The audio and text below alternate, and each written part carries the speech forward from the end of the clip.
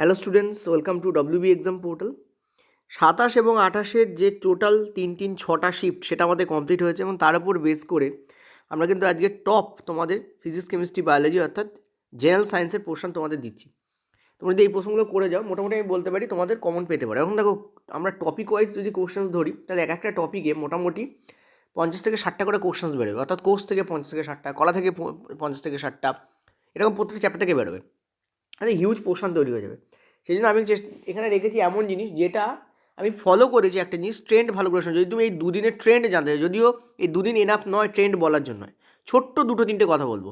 যদি ট্রেন্ড শোনো, প্রথম কথা একটা কথা মাথা রাখবে, কিছু চ্যাপ্টার ধরো 27 তারিখ এই 3টে চ্যাপ্টার থেকে কোশ্চেন জিজ্ঞাসা করা হয়েছে, 28 তারিখ কী করা হয়েছে, এই 3টে থেকে একটা চ্যাপ্টার নেওয়া হয়েছে, বাকি দুটো নতুন চ্যাপ্টার থেকে কোশ্চেন জিজ্ঞাসা করা হয়েছে। ঠিক আছে, আমার কথা বুঝতে পারছো? আবার দেখা গেল 27 তারিখে ফার্স্ট শিফটে যে চ্যাপ্টার থেকে কোশ্চেন জিজ্ঞেস করা হয়েছিল, 28 তারিখে থার্ড শিফটে হয়তো সেখান থেকে কোশ্চেন জিজ্ঞেস করা হলো। মানে 27 তারিখ যে কোশ্চেন জিজ্ঞেস করা হয়েছে, 28 তারিখ সেম চ্যাপ্টার থেকে প্রত্যেকটা শিফটে পড়ছে এমন নয়। এটা গেল প্রথম ট্রেন্ড আমি ফলো করেছি। অর্থাৎ কোশ্চেন্সকে ওরা ডায়নামিক বানাচ্ছে। ঠিক আছে, মানে যেন ধরা না যায় যে কোন চ্যাপ্টার আজকে পড়তে পারে, অর্থাৎ এভরি চ্যাপ্টার বিকামস ইম্পর্টেন্ট। এটা হচ্ছে গেল প্রথম পয়েন্ট। নেক্সট আরেকটা ট্রেন্ড ফলো করা হয়েছে, এনসিইআরটির কিছু পার্ট আছে, কিছু চ্যাপ্টার আছে যে চ্যাপ্টারগুলো ফুল বাদ গেছে, আর কিছু চ্যাপ্টার আছে যার খানিকটা আছে, খানিকটা বাদ গেছে। এবারে টিসিএস যেটা আমি দেখেছি, যে পোর্শন বাদ গেছে, ওই যে চ্যাপ্টার আছে যার কিছু পোর্শন বাদ গেছে সেখান থেকেও প্রশ্ন করছে। ঠিক আছে, যেমন ডিস্টিলেশন ইত্যাদি যে টপিক, অর্থাৎ মিশ্রণকে আলাদা করার যে টপিক সেটা বাদ গেছিলো, বাট আমরা দেখেছি 27-28 তারিখে কিন্তু এই টাইপের প্রশ্ন এসছে, যেটা কিন্তু সিলেবাস বহির্ভূত গেল। আরেকটা জিনিস বলি, সেটা হচ্ছে যে তোমরা বলবো তাহলে স্যার পিরিয়ডিক টেবিলকে আসতে পারে। দেখো, পিরিয়ডিক টেবিলে পুরো টপিকটাই বাদ গেছে।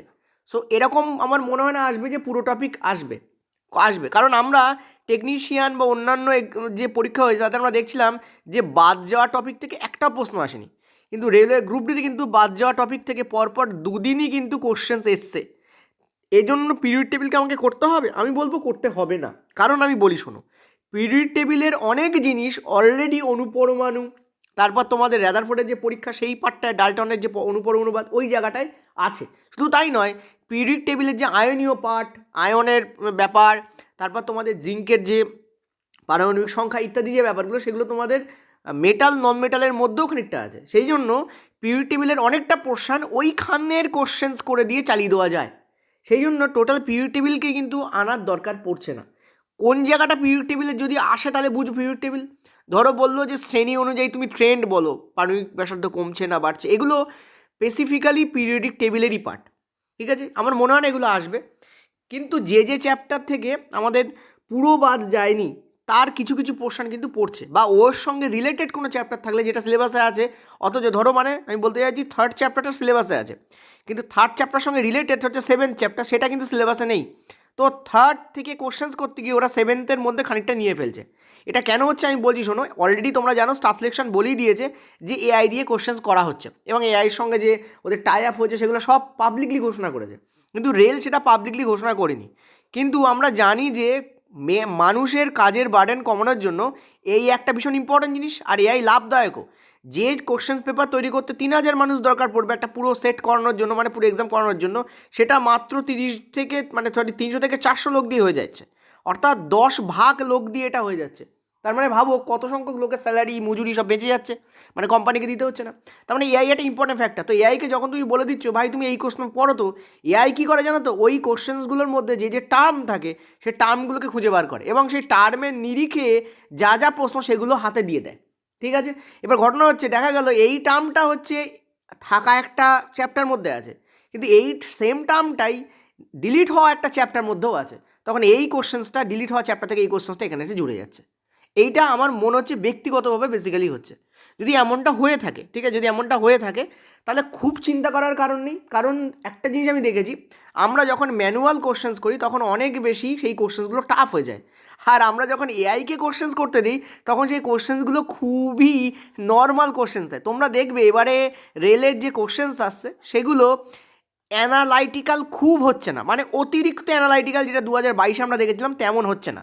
আমরা দেখছি যে মিডিয়াম রেঞ্জের অ্যানালাইটিক্যাল কোশ্চেন্স আসছে। ঠিক আছে, যখন আমরা বলে দিই এআইকে যে এরকম স্টেটমেন্ট বেস অ্যানালিটিক্যাল প্রশ্ন করো, তখন ও কিছুটা প্রশ্ন স্টেটমেন্ট বেস অ্যানালিটিক্যাল দেয়। কিন্তু তারপরে আমরা দেখেছি আবার নর্মাল প্রশ্নকে অ্যানালাইটিক্যাল করে দিচ্ছে, অর্থাৎ প্রশ্নগুলো আদপে নর্মাল কিন্তু ব্যাপারটা অ্যানালাইটিক্যাল করে দিয়ে দেয়। ফলে আমরা ইজিলি বুঝতে পারি যেগুলো এআই দিয়ে করা প্রশ্ন, এটা হচ্ছে ব্যাপার। ঠিক আছে, গেল। নেক্সট আমি একটা কথা বলি, যে যতই পারে বলুক না কেন, যখনই তোমরা বুঝবে যে জিকে বেস প্রশ্ন বেশি আসছে, ঠিক আছে, তখন মাথা রাখবে সেটা মানে কোম্পানি বার্ডেন কমানোর জন্য এআইকে দিয়ে করাতে পারে। গেল। এবার এআই করে চেঁচানোর কিছু নেই, কিন্তু সব যেহেতু একটা সেন্ট্রাল গভর্নমেন্টের স্টাফ সিলেকশন কমিশন অলরেডি বলেছে যে আমরা এআই দিয়ে কোশ্চেন করছি, তো সেখানে বুঝতেই পারছো একই গভর্নমেন্ট এবং একই এক্সামিনেশন সিস্টেম রয়েছে। ঠিক আছে, ইভেন সিপিওর পেপার দিয়ে আরপিএফের পেপার হবে। সো ডেফিনেটলি বুঝতে পারছো দুটো সংস্থা কত কাছাকাছি এসে গেছে, সুতরাং মানসিকতা এক হয়ে যাবে। আমার কথা বুঝতে পারছো? তবে ঘটনা হচ্ছে যেটা, সেটা হচ্ছে টিসিএস আছে, আর যাই বলো না কেন, যে কোনো সংস্থাকে তুমি নাও, ঠিক আছে, আমি সিফিকেও দেখেছি, ওয়ান অফ দ্য মোস্ট অদ্ভুত কোম্পানি। যাই হোক, আমি বাজে কিছু বলছি না কারণ এটা অনলাইন প্ল্যাটফর্ম। তো বিভিন্ন যে কোম্পানি আছে, ঠিক আছে, বিভিন্ন যে কোম্পানি আছে তার মধ্যে আমি দেখেছি টিসিএস ইজ বেস্ট। টিসিএসের তোমাদের কম হয়, কী বলে, এরর কম হয় এবং অনেক কিছু জিনিস আছে। যাই হোক, হয়তো একটু বেশি বলে ফেলছি, বাট ব্যাপারটা বুঝতে হবে, কারণ তুমি যখন এক্সামিনার বা এক্সামিনেশনের মাইন্ডসেটটা বুঝতে পারবে, কীভাবে এক্সামিনেশনে কোশ্চেন্স আসছে, তখন তোমার কাছে ইজি হয়ে যায় কোশ্চেনগুলোকে পিক আপ করা। এটা আমি বলতে চাইছি। ঠিক আছে, তো আমরা প্রথমে 20 থেকে 1 দাগ যাবো, তারপর আবার 21 থেকে স্টার্ট করবো, চেষ্টা করবো বেশিরভাগ কোশ্চেন্স করিয়ে দেওয়ার। তো এটা দেখো আমি তোমাদের এনসিইআরটি থেকেই তুলেছি, এটা হয়তো ম্যানুয়ালি করা বলে একটু লাগতে পারে, একটু অ্যানালাইটিক্যাল লাগতে পারে। দেহ কাঠামো গঠনের পর দেহকে যান্ত্রিক সুরক্ষা প্রদান করা নিচের কোন কলা? দেখো আমরা জানি যে কলা বিভিন্ন টাইপের হয়, তার মধ্যে একটা হচ্ছে তোমাদের যোগ কলা, 2 হচ্ছে আমরা জানি উদ্ভিদের ক্ষেত্রে থাকে হচ্ছে ভাজক কলা, ঠিক আছে, যোগ কলা প্রাণীদের ক্ষেত্রে থাকে। 3 হচ্ছে আমরা জানি যে যেখানে এগুলো লেখা রয়েছে, 3 হচ্ছে আমরা জানি প্রাণীদের ক্ষেত্রে থাকে একটা আবরণী কলা। 4 হচ্ছে আমরা জানি প্রাণীদের ক্ষেত্রে থাকে হচ্ছে পেশি কলা। ঠিক আছে, এবার এই যোগ কলার মধ্যে 3 টাইপের কলা পড়ে, আমরা জানি রক্ত পড়ে, 2 হচ্ছে তরুণাস্থি পড়ে, 3 হচ্ছে অস্থি পড়ে। ঠিক আছে, এখানে অ্যান্সার তোমাদের হবে অস্থি, কারণ যান্ত্রিক সুরক্ষা প্রদান করে আমাদের অস্থি এবং তরুণাস্থি, মেজরলি অস্থি করে। এছাড়াও লসিকাও আছে, লসিকাও যোগ কলার মধ্যেই পড়ে। ঠিক আছে, তো অ্যান্সার আমাদের কী হবে? অস্থি আমাদের অ্যান্সার হবে। বোঝাতে পারলাম আমি? চলো একটা কাজ করি আমি, সেটা হচ্ছে, কারণ যোগ কলা বা 2-3 প্রকারের হয়, তরল যোগ কলা এবং হচ্ছে ঘন যোগ কলা, এরম টাইপের হয়। তো আমরা একটা কাজ করি, এনসিইআরটিতে কোথা থেকে নিয়েছি এটা আমি তোমাদের একবার দেখাই। আচ্ছা, এই পার্টে একটা জিনিস তোমাদের পড়াচ্ছি, সেই পড়ানোটা ভালো করে শোনো। দেখো, বলা হয়েছে যে অস্থি হলো এক ধরনের যোগ কলা, এটি দেহ কাঠামো গঠনের মাধ্যমে দেহকে যান্ত্রিক সহায়তা প্রদান করে। পেশির সঙ্গে যুক্ত হয়ে অস্থি দেহের মুখ্য অঙ্গসমূহকে যান্ত্রিক সহায়তা প্রদান করে। এটি দৃঢ় এবং নমনীয় কলা, এবং এটাকে অনেক সময় দৃঢ় যোগ কলা বা অনমনীয় যোগ কলা বলা হয়। ঠিক আছে, তরুণাস্থি হলো অপর এক ধরনের যোগ কলা, যেটা কিন্তু নমনীয় যোগ কলা। ঠিক আছে, পয়েন্ট টু বি নোটেড, যেটা কিনা নমনীয় যোগ কলা। ঠিক আছে, আর আরেকটা কথা মাথা রাখবে, তরুণাস্থির ক্ষেত্রে তরুণাস্থির ধাত্র কিন্তু প্রোটিন এবং শর্করা দিয়ে তৈরি হয়। তো এই পার্টটা একবার প্লিজ ভালো করে পড়ে নিও, কারণ এই পার্টটা ইম্পর্টেন্ট কিন্তু। ঠিক আছে, এই পার্টটা কিন্তু ইম্পর্টেন্ট, এই পার্টটা একবার তোমরা ডিটেলে পড়ে নিও, তাহলে এই পার্ট থেকে কিন্তু নেক্সট ফেজে প্রশ্ন বা নেক্সট দিনও কিন্তু প্রশ্ন আসতে পারে। ঠিক আছে, চলো নেক্সট পরেরটাতে। 19 দাগের প্রশ্ন দেখো, বলছে রক্তবাহ এবং ফুসফুসের বায়োথলিড আয়েশাকার, এটা ঠিক আছে, মানে তোমাদের স্কোয়ামাস, SQUA, স্কোয়ামাস এপিথেলিয়াম বলা আছে, membrane to do epithelial cells, থলির আয়েশাকার আবরণী কলার কোষগুলো কী ধরনের পদার্থ তৈরি? ঠিক আছে, স্কোয়ামাস ইংলিশে তোমাদের বলা উচিত ছিল স্কোয়ামাস এপিথেলিয়াম। ঠিক আছে, কোয়ামাস এপিথেলিয়াম। তো কোয়ামাস এপিথেলিয়াম কলার কোষগুলি কী ধরনের পর্দা হিসেবে কাজ করে? দেখো, আমি একটা জিনিস একটু ভালো করে বলে দিই, তাহলে বেটার মনে থাকবে। তোমরা এনসিইআরটিতে এই লাইনটা আছেও, ব্যাপারটাও তোমাদের আছে। এই হচ্ছে তোমাদের রক্তবাহ, ঠিক আছে, ধরো এই হচ্ছে তোমাদের রক্তবাহ, আর এইটা হচ্ছে তোমাদের কোষ, এইটা হচ্ছে তোমাদের কোষ। ঠিক আছে, এটা হচ্ছে তোমাদের কোষ। তো কোষ আছে এখানে। আমরা একটা জিনিস তো ভালো করেই জানি যে কোষ থেকে অক্সিজেন কীভাবে রক্তে প্রবেশ করে, আর রক্ত থেকে কার্বন ডাইঅক্সাইড CO2 কিন্তু কী হয়, রক্তে প্রবেশ করছে, অর্থাৎ এখান থেকে এদিকে যাচ্ছে, এদিক থেকে এদিকে আসছে, এবং এর জন্য এই অংশে একটা আবরণী কলা থাকে, যেটা কী হিসাবে কাজ করছে? পর্দা হিসেবে কাজ করছে। এবার তোমাকে বলেছে কেমন পর্দা হিসেবে কাজ করছে, অ্যান্সার হবে তোমাদের প্রভেদক ভেদ্য পর্দা, ইংলিশে তাকে বলা হয় সিলেক্টিভলি পারমিয়েবল স্ক্রিন। ঠিক আছে, মাথা রাখবে, যেখানে পর্দা ইংরেজি স্ক্রিন করেছে, যাই হোক, সিলেক্টিভলি পারমিয়েবল প্রভেদক ভেদ্য পর্দা হয় একে। মানে হচ্ছে কি, এই পর্দা সব জিনিসকে যে নিজের মধ্যে দিয়ে আসতে দেয় এমন নয়, কিছু কিছু জিনিসকে আসতে দেবে, কিছু কিছু জিনিসকে আসতে দেবে না। তো তো মনে রাখবে মেনলি প্রভেদক পর্দার মধ্যে দিয়ে ওয়াটারের যে তোমাদের হয় ট্রান্সলোকেশন বা তোমাদের ট্রান্সফার, সেটা কিন্তু হয় অসমোসিস পদ্ধতিতে, মানে যাকে আমরা ইংলিশে বলি অভিস্রাবণ, বাংলায় বলি অভিস্রাবণ। ঠিক আছে, এটা একটু মাথায় রাখবে, শ্রাবণ। আর যেটা তোমাদের হচ্ছে O2CO2 মানে গ্যাসীয়, এটা কিন্তু তোমাদের হয় ব্যাপন প্রক্রিয়ায় বা ডিফিউশন প্রক্রিয়ায়, ব্যাপন বা ডিফিউশন প্রক্রিয়ায়। এটুকুই হচ্ছে পার্থক্য। তবে মাথায় রাখবে অভিস্রাবণও কিন্তু একটা টাইপের ব্যাপন, একটা স্পেশাল কাইন্ডের ব্যাপনকে অভিস্রাবণ বলা হয়। ঠিক আছে, চলো নেক্সট হচ্ছে অ্যান্সার উইল বি দিস। ওকে, এটা কোথায় পাবে? তোমাদের যে আবরণী কলা আছে তাতে আয়সাকার আবরণী কলা খুলবে, ওখানেই এটা তোমাদের আছে, ক্লাস 9-এর যে কলা আছে সেই অধ্যায়। ওকে, নেক্সট চলো পরেরটাতে। এটা তোমাদের 18 দাগের দাগ নম্বরটা একটু মিস্টেক ছিল। বলেছে what changes occur in plants defence system against the external factors as the plant ages. যখন উদ্ভিদের বয়স বৃদ্ধি হয় তখন উদ্ভিদের বাইরের প্রতিরক্ষা ব্যবস্থায় কী পরিবর্তন আসে? এটা আমি এনসিইআরটি খুলে দেখিয়ে দেবো যে কোথায় আছে এটা। তো এই টাইপের প্রশ্নগুলোই কিন্তু দেখছি টিসিএস তুলছে, অর্থাৎ যে প্রশ্নগুলো ভেরি ইজি কিন্তু প্রশ্নগুলো একটু অড টাইপের। আমি আজ 2-3 দিনের যে শিফট দেখেছি তাতে অনেক স্টুডেন্ট বলেছে স্যার আমি 25-এ 25 তো করে আসতে পারছি। আমি আবারও বলছি এই ফ্যাক্টরটা মাথা রাখবে। অনেকেই বলেছে স্যার এনসিইআরটি ভালো করে পড়ছি, এবং আপনার যদি ভিডিও কেউ দেখে থাকে তাহলে সে 25 করে আসতে পারছে, তাতে কোনো অসুবিধা নেই।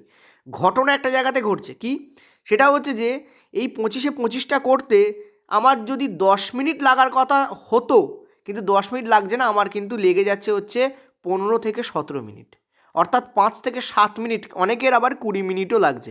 তার মানে প্রশ্নগুলো পারার মতো এবং খুব ভালো করেই পারার মতো, এমন না যে ব্যাপকভাবে ঘষতে হচ্ছে তবে প্রশ্ন সলিউশন হচ্ছে, তা নয়, কিন্তু প্রশ্নগুলো টাইম কনজামশান করছে।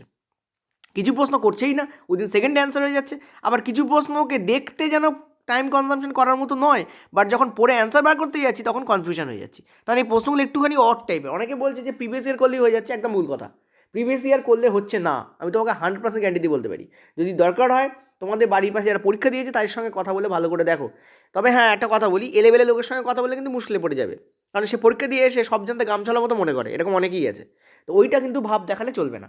ঠিক আছে, তো এখানে অ্যান্সার তোমাদের হচ্ছে what changes occur in the plant defence system against external factor as the plant ages. আরেকটা জিনিস, প্রিভিয়াস ইয়ার ছাড়াও যে প্রশ্ন এনসিইআরটিতে বাকি আছে সেই প্রশ্নের দিকে টিসিএস ফোকাস করছে।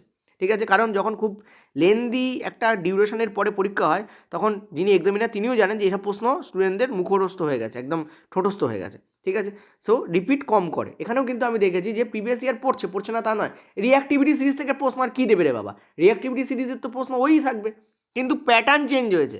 আগে কোনো দিন তুমি দেখবে যে তোমাদের যে কোশ্চেন্স আছে সেখানে কোথাও এরকম জিজ্ঞেস করেনি যে দুটো দিয়ে দিয়েছে তার মাঝখানে মিডল পয়েন্টে কী আছে, এরকম রিঅ্যাক্টিভিটি সিরিজ থেকে প্রশ্ন কমই এসছে, বাট দেখবে এবারে পড়েছে। এরকম বলতে চাইছে জানা জিনিসকে অজানা প্যাটার্নে করা। তো 18 দাগের প্রশ্ন বলেছে যে যখন উদ্ভিদের বয়স বৃদ্ধি হয়, দেখো উদ্ভিদের যখন বয়স বৃদ্ধি হয় না, প্রথমত উদ্ভিদ যখন মানে সদ্য জন্মানো অবস্থায় থাকে তখন উদ্ভিদ হয় কিন্তু লকলকে শব্দ অর্থ কি, কচি, অর্থাৎ তুমি যদি এই উদ্ভিদের এটাকে যদি মোড়াও এটা কিন্তু মুড়ে বেন্ড হয়ে যায়। ঠিক আছে, কিন্তু পয়েন্ট টু বি নোটেড, কিন্তু যখন তুমি উদ্ভিদকে অত্যন্ত মোটা অবস্থায় দেখবে তখন আমরা কিন্তু এই পার্টটাকে আর এই পার্টটাকে আমরা সবুজ রাখি, যখন আমরা আঁকি তখন এটা করি, এই পার্টটাকে আমরা সবুজ রাখি কিন্তু এই পার্টটাকে কিন্তু আমরা সবুজ রাখি না, এই পার্টটাকে আমরা খয়েরি আঁকি। বাচ্চারাও কিন্তু এইভাবে খয়েরি রঙের আঁকে এই পার্টটা। কেন আঁকে? কারণ এই খয়েরি পার্টটা কিন্তু সবুজ পার্ট নয়, এটা বোঝানোর জন্য আঁকা হয়। তার কারণ হচ্ছে এখানে কর্ক নামে এক টাইপের কঠিন আবরণী তৈরি হয়, যেটা তোমাদের সুবেরিনযুক্ত আবরণী, এবং এই সুবেরিনযুক্ত আবরণী কী করে, জল বা অন্যান্য জিনিসকে কিন্তু ঢুকতে বাধা দেয় এবং একটা ব্যাকটেরিয়াল এবং ফাঙ্গাস ইনফেকশন থেকেও গাছকে কিন্তু বাঁচায়, এবং এটা কিন্তু মৃত কোষ দ্বারা তৈরি হয়। কোথা থেকে নিচে কোশ্চেনটা বলে দেবো, তো cork ক্যাম্বিয়াম will be the correct answer. চলো কোথা থেকে নিচে দেখিয়ে দিই, এইখান থেকে নেওয়া হয়েছে। এখানে কি বলেছে দেখো, উদ্ভিদের যখন বয়স বৃদ্ধি হয় তখন বাইরের প্রতিরক্ষামূলক কলায় কিছু চেঞ্জ আসে। কটেক্সে উৎপন্ন একফালি গৌণভাজক কলা, point to be noted, secondary meristem, গৌণ মানে secondary not primary. Primary meristem কাকে বলা হয় বা প্রাথমিক ভাজক কলা কাকে বলা হয়? যে ভাজক কলাগুলি উদ্ভিদের জন্মের সাথে সাথেই সৃষ্ট হয় তাকে বলা হয় প্রাইমারি। আর প্রাইমারি মেরিস্টেমগুলো পরবর্তীকালে কি হয়, গৌণ ভাজক কলায় পরিণত হতে পারে বা গৌণ ভাজক কলা উৎপন্ন হতে পারে। ঠিক আছে, এবং অর্থাৎ পরবর্তীকালে যে ভাজক কলা উৎপন্ন হয় তাকে আমরা বলি গৌণ ভাজক কলা। ঠিক আছে, তো একফালি গৌণ ভাজক কলাই কিন্তু কর্ক তৈরি করে। কর্কের কোষগুলো মোটা মৃত হয়, কোষান্তর স্থান বিহীন হয়, মানে কোষের মধ্যেকার স্থান থাকে না এবং ঘন সন্নিবিষ্ট থাকে। তুমি যখন একজনের সঙ্গে সেটে দাঁড়িয়ে আছো, তার তোমার আর তার মধ্যে কোনো স্থান নেই, অর্থাৎ তোমরা ঘন সন্নিবিষ্ট অবস্থা দাঁড়িয়ে আছো। নেক্সট হচ্ছে এদের প্রাচীরে সুবেরিন থাকে এবং ইহা কোষ প্রাচীর, এবং এদের কোষ প্রাচীর গ্যাস ও জল অভেদ্য হয়, মানে কোষগুলোর মধ্যে গ্যাস বা জল ঢোকে না। ঠিক আছে, তার মানে এটা নয় কিন্তু যে এরা গ্যাস বা জলকে প্রতিহত করে, তা কিন্তু নয়। মানেটা দাঁড়াচ্ছে উদ্ভিদের শরীরে নির্দিষ্ট কলায় গ্যাস ঢুকছে, লেন্টিসেল দিয়ে ঢোকে, কাণ্ডের মধ্যে যে ফাঁকা থাকে তাকে লেন্টিসেল বলে, সেখান দিয়ে ঢোকে। আর পাতায় তো তোমরা জানো যে স্টোমাটা থাকে, সেটা অন্য কথা। কিন্তু ওই কোষগুলোর মধ্যে কিন্তু জল ঢোকে না, এটাই বলতে চাইছি। জল ঢোকা মানে তার সঙ্গে কিন্তু ছত্রাক ব্যাকটেরিয়া ঢুকে যাওয়া। ঠিক আছে, কারণ জলের মধ্যে ওরা মিক্সড আপ অবস্থা থাকে। তো একটা কিন্তু প্রতিরক্ষামূলক, মানে একটা সুরক্ষামূলক ব্যবস্থাপনাও কিন্তু গঠন করে। ক্লিয়ার? চলো নেক্সট পরেরটায়। নেক্সট পরের প্রশ্ন দেখো, ভেরি ইন্টারেস্টিং প্রশ্ন। কি বলেছে? বলেছে যে the phenomenon in which permanent stem cells lose their ability to divide and acquire permanent structure and function is called. দেখো, এই যে আমাদের পার্মানেন্ট স্থায়ী কলার কোষগুলো, ঠিক আছে, স্থায়ী কলার কোষগুলো মানে কি, কোষগুলি বিভাজন ক্ষমতা হারিয়ে স্থায়ী গঠন, এবং এটা স্থায়ী কলা হবে না, এটা হবে ভাজক কলা, রিয়েলি সরি, ভাজক কলার কোষগুলো, অর্থাৎ স্টেম সেল বলতে আমরা বলবো মেরিস্টেমেটিক। ঠিক আছে, এটাকে আমরা মেরিস্টেম বলবো। স্টেম মানে এই স্টেম তুলে নিয়েছে, এটাকে হচ্ছে মেরিস্টেম বলা হয়। ঠিক আছে, মেরিস্টেম। তো মেরিস্টেম্যাটিক যে সেল থাকে সেই কোষগুলো কি করে, তাদের বিভাজন ক্ষমতা হারায় এবং হারিয়ে স্থায়ী গঠন ও কার্যের অধিকারী হয়। এই ঘটনাকে কি বলা হয়? এটাও এনসিইআরটিতে আছে। তো অ্যান্সার তোমাদের হবে বিভেদীকরণ বা ডিফারেন্সিয়েশন। অর্থাৎ এই কোষটা ছিল আমার ভাজক কলার কোষ। ঠিক আছে, ভাজক কলার কোষ যদি প্যারেনকাইমা আঁকে একটু গোল গোল হয়। ঠিক আছে, প্যারেনকাইমা আঁকলে কী হয়, একটু গোল গোল হয়। চলো আমি একটু গোল গোল করে দিই প্যারেনকাইমা কোষগুলোকে। ঠিক আছে, এই কোষ হচ্ছে তোমাদের প্যারেনকাইমা কোষ, ধরো গোল গোল, এবং এদের মধ্যে কিন্তু প্রচুর ফাঁকা স্থানও থাকে। ঠিক আছে, প্যারেনকাইমা কোষগুলোর মধ্যে। এবার প্যারেনকাইমা কোষ থেকে কী হচ্ছে, ধরো স্ক্লেরেনকাইমা তৈরি হচ্ছে। ঠিক আছে, স্ক্লেরেনকাইমা কোষগুলো কেমন হয় জানো তো? এরকম স্টার আকারে দেখতে হয়, এরকম এরকম আকারে দেখতে হয়, এবং এর কোষপ্রাচীর অত্যন্ত মোটা হয়। কোষপ্রাচীর কেমন হয়? তীব্রভাবে মোটা হয় এর কোষপ্রাচীর। ঠিক আছে, তীব্রভাবে এর কোষপ্রাচীর কী হয়? মোটা হয়। তো দেখো, এখান থেকে এটাই পরিণত হচ্ছে, এবং এটা কিন্তু একটা মৃত কোষ হয়ে যাচ্ছে, এবং এ একটা স্পেসিফিক কাজ করে। এদের কাজ বিভাজিত হওয়া, কিন্তু এ একটা স্পেসিফিক কাজ করে। ঠিক আছে, তো কারেক্ট অ্যান্সার কী হবে আমাদের? বিভেদীকরণ ঘটে, এটাকে বিভেদীকরণ হয়। আর অবিভেদীকরণ কাকে বলা হয়? এই যে নতুন একটা কোষ তৈরি করলে এইখান থেকে, সেটা যদি আবার এই কোষের অবস্থায় ফিরে আসে, তখন তাকে বলা হয় অবিভেদীকরণ। তোমাদের আমি যে পেট ক্লাস আছে, যারা পেটে আছে তাদের কথাই বলছি, তাদের কিন্তু আমি এই বিভেদীকরণ, পুনর্বিভেদীকরণ আর অবিভেদীকরণ ইত্যাদি বিভিন্ন টার্ম আলোচনা করেছিলাম। রেলে এখন এই প্রশ্ন দেয়নি, বাট দিতে পারে, ওই জন্য এই প্রশ্নগুলো ইম্পর্ট্যান্ট। ক্লিয়ার হয়েছে? এটা এনসিইআরটিতে আছে। কোথায় আছে চলো দেখিয়ে দিই। এই যে এই পার্টটা পড়ো, ভাজক কলার কোষগুলোর পরিণতি কী হয়। দেখা যায় যে কিছু নির্দিষ্ট কাজ সম্পন্ন করার জন্য এই কোষগুলো তাদের বিভাজন ক্ষমতা হারায়, ফলস্বরূপ এরা স্থায়ী কলায় পরিণত হয়। এইভাবে কোষের স্থায়ী আকৃতি, আকার এবং কাজ করার ক্ষমতা অর্জনের পদ্ধতিকে বিবিধীকরণ বা ডিফারেন্সিয়েশন বলা হয়।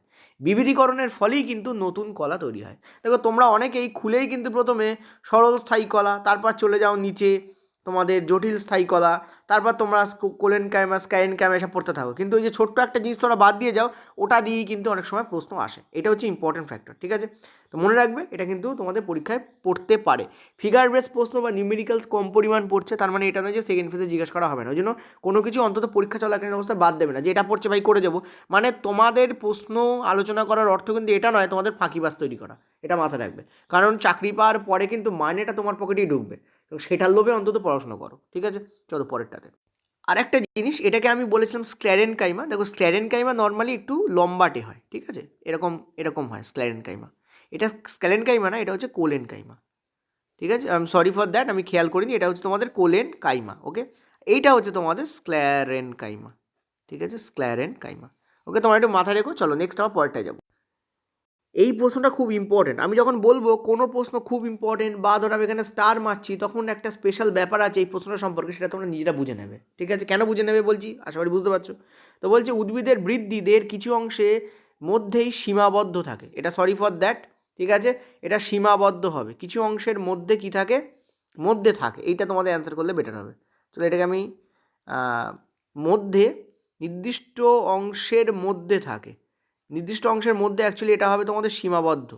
ইংলিশটা ঠিক লেখা আছে, বাংলায় ছোট্ট একটা মিস্টেক হয়েছে, ঠিক আছে। The reason why the plant growth is restricted to certain parts of the body is that, reason কি, যে কিছু অংশে বৃদ্ধি হয়, কিছু অংশে বৃদ্ধি হয় না। এটার কারণ কি? যেমন তুমি দেখবে যে আমরা যদি একটা নর্মাল একটা উদ্ভিদের যদি অংশ আঁকার চেষ্টা করি, তোমাদের এনসিইআরটি ছবিটা আছে, তোমরা দেখবে এই ওপর দিকে আমাদের থাকে এপিকাল মেরিস্টেম, শীর্ষস্থ বা প্রান্তস্থ ভাজক কলা, ঠিক আছে। আর পাশের দিকে থাকে আমার পার্শ্বস্থ ভাজক কলা, ঠিক আছে। আর মাঝখানে থাকে আমাদের নিবেশিত ভাজক কলা। এই তো ব্যাপারটা হয়।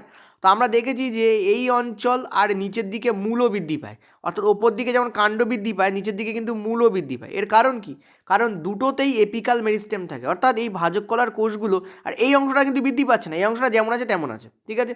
তো কিছু পার্ট থাকে যেগুলো বৃদ্ধি পায়, কিছু পার্ট থাকে যেগুলো বৃদ্ধি পায় না, ঠিক আছে। তো এটার কারণ কি? এটার কারণ হচ্ছে যে উদ্ভিদের ওই অংশেই কিন্তু বিভাজনক্ষম সক্ষম কলা কিন্তু আছে। এটা তোমরা ওই উদ্ভিদের যে কলাকোষ পার্টটা বললাম ওখানেই তোমরা পেয়ে যাবে, একটু পড়ো ওই জায়গাটায়, ওখানে পড়লেই তোমরা পেয়ে যাবে, ঠিক আছে। আমি যদি বারবার এনসিইআরটিগুলো তোমাদের পড়াই, এই ভিডিওটা ব্যাপক লেন্দি হয়ে যাবে। তোমাদের কাছে এনসিইআরটি আছে, তো তোমরা খুলেও কিন্তু পড়ে নিতে পারবে, ওকে। তো এটা আমাদের অ্যান্সার, তোমাদের সি অ্যান্সার হবে। পরেরটা চলো। আচ্ছা, এটা হচ্ছে তোমাদের 15 দাগ হবে, 14 দাগ নয় এটা বেসিক্যালি, ঠিক আছে। কিছু কিছু প্রিন্টিং মিস্টেক এখানে হয়েছে, ঠিক আছে। তো নির্দিষ্ট কাজ করার জন্য গঠনগত এবং কার্যগত একই ধরনের কোষগুলি একসাথে যুক্ত হয়ে কোনটা গঠন করে? এটা হচ্ছে ইম্পর্টেন্ট প্রশ্ন। দেখো, পেশি, কোষতন্তু, কলা, কলাতন্তু। অ্যান্সার তোমাদের কী হবে? কলা।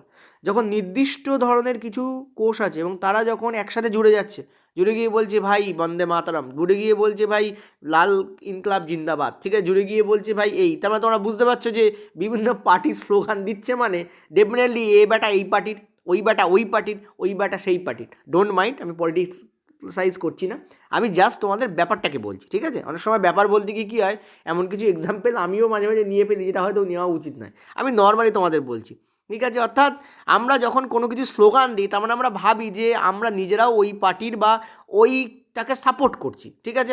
সেরকমই যখন বাইরের কেউ সেই স্লোগানটাকে শোনে, সেও ভাবে এবারটা কিন্তু ওই পার্টিকে সাপোর্ট করছে। এরকমই কিছু কোষ আছে যারা বলে আমরা এটা করব, এটা করব, এটা করব, তার মানে ওই কোষগুলো একসাথে জুড়ে যায়, গিয়ে তৈরি করে কি? কলা তৈরি করে, যাকে আমরা কি বলি? যাকে আমরা বলি টিস্যু বলি, ঠিক আছে। TISSUE, ঠিক আছে, টিস্যু বলি। দেখো, তোমাদের বয়স এখন, অনেকের বয়স হয়তো 30 পেরিয়ে গেছে, অনেকের বয়স কিন্তু 24 থেকে 26 কি 28-এর মধ্যে। তো তোমরা যারা জীবনে যারা চ্যালেঞ্জ নাওনি, জাস্ট এই এক্সামটাকে চ্যালেঞ্জ বলে মনে করছো, এরকম ধরনের অনেকেই আছো, যাদের লাইফ চ্যালেঞ্জ হয়নি, তারা জানে এই যে আমি সাবধানে কিছু কথা বলি, এটার কারণটা কি, ঠিক আছে। এখন যা জগৎ পড়েছে তাদের সব কথা সাবধানে বলা উচিত, নইলে কিন্তু প্রবলেম হয়ে যাবে। আর শব্দ হচ্ছে ব্রহ্ম। চলো নেক্সট, পরেরটাতে 14 দাগ। 14টাকে চেঞ্জ করবো না, 15-র পর 14ই আসবে, ওকে। বলো কি বলছে? নিচের কোনটি ক্রোমোজোম সংখ্যা সম্পর্কে সত্য? তোমাদের বলছে হচ্ছে মাইটোসিস দ্বিগুণ সংখ্যা ক্রোমোজোম তৈরি করে। আসলে কী হয়েছে, আমি নর্মালি ক্লাস করাতে করাতে কোনোভাবেই খাওয়া বা কোনো কিছু পছন্দ করি না, কিন্তু ব্যাপার যেটা হয়েছে সেটা হচ্ছে তোমাদের স্লাইড তৈরি করতে গিয়ে আর তোমাদের এই ক্লাসটা করাতে গিয়ে, সেটা হচ্ছে আমার যে মিল ছিল সেটা স্কিপ হয়ে গেছে, ঠিক আছে। তো স্লাইড তৈরি করতে প্রচুর সময় লাগে। তোমরা পারলেই একটা স্লাইড একদিন বসে তৈরি করে দেখো যে কতটা টাইম লাগে, এমনি জাস্ট নর্মালি AI দিয়েই তৈরি করো, তাতেও দেখো কতটা টাইম লাগছে, ঠিক আছে। একটা স্লাইড তৈরি করতে মিনিমাম 3 থেকে 5 মিনিট টাইম লাগে যদি AI দিয়ে করি, আর ম্যানুয়ালি করতে 10 মিনিটে বেশি টাইম লেগে যায়। যদি AI দিয়েও আমি ধরি 3 থেকে 5 মিনিট টাইম লাগে, তো 10টা স্লাইড তৈরি করতে তুমি ভাববো 3 × 10, তো 30 মিনিট টাইম লাগছে। 50 স্লাইড তৈরি করতে 1 ঘন্টা টাইম লেগে যাবে, তার মানে 5টা স্লাইড তৈরি করতে, ঠিক আছে। মানে সরি, 10টা স্লাইড তৈরি করতে যদি 5 মিনিট লাগে, তাহলে 50 মিনিট লেগে যাচ্ছে। আশা করি বোঝাতে পারছি ব্যাপারটা কী বলতে চাইছি, ওকে। তো বলছে যে নিচের কোনটি, এবং সব স্যারই এটা করছেন, এমন নয় যে আমি একমাত্র করছি, সব স্যারই এটা করেন, এটা গুড জিনিস। তো নিচের কোনটি ক্রোমোজোম সংখ্যা সম্পর্কে সত্যি? এটা খুব গুড এক্সাম্পল। দেখো, একটা জিনিস আমি কালকেও পড়েছিলাম, যেটা তোমাদের হয়তো এক্সামিনেশন জিজ্ঞেস করা হয়েছিল, ঠিক আছে, বাট আমি তো জানি না। তো এই যে মিওসিস, আমরা জানি মিওসিসে কী হয়, একটা কোষ থেকে প্রথমে দুটো উৎপন্ন হয়, তাদের থেকে আরও দুটো উৎপন্ন, মানে সরি, প্রত্যেকটা থেকে আবার দুটো করে কোষ উৎপন্ন হচ্ছে। অর্থাৎ ওভারঅল আমরা কি দেখেছি, টোটাল 1, 2, 3, 4টে কোষ উৎপন্ন হয় মিওসিসে, ঠিক আছে। আর মাইটোসিস যদি আমি বলি, মাইটোসিস, ঠিক আছে, মাইটোসিসে কী হয়, একটা থেকে দুটো কোষ আমরা উৎপন্ন হতে দেখি, ঠিক আছে। তো এখানে 1, 2, এবার এখানে কিন্তু কটা উৎপন্ন হচ্ছে কোষ তা বলেনি, আমি কোশ্চেনটাকে এই জন্য ঘুরিয়ে দিয়েছি। কারণ কালকে দেখা গেলো এইটা জিজ্ঞেস করলে তখন গন্ডগোলে পড়ে যাবে, অনেকে 4 বা 2 মেরে দিয়ে চলে আসবে। ওই যে পড়েছে, আসলে কি মাথায় বুদ্ধি রেখে পড়তে হয়। এখানে বলেছে যে দ্বিগুণ সংখ্যা, এটা অ্যাকচুয়ালি পেডে দেবো, পেডের কোশ্চেন, এটা পেড থেকে তো তুলে নিয়ে তোমাদের দিয়ে দিয়েছি। তো মাইটোসিসে দ্বিগুণ সংখ্যক ক্রোমোজোম, মিওসিসের সমান সংখ্যক ক্রোমোজোম। দেখো আমরা দেখেছি যে মিওসিস যখন হয় তখন ক্রোমোজোম সংখ্যা হাফ হয়ে যায়। তাহলে অ্যান্সার আমাদের কী হবে, যেখানে মিওসিসে হাফ লেখা আছে সেটাই অ্যান্সার হবে। এখানে একটাতেই দেখো মিওসিসে অর্ধেক সংখ্যক ক্রোমোজোম লেখা আছে, এটাই অ্যান্সার হবে।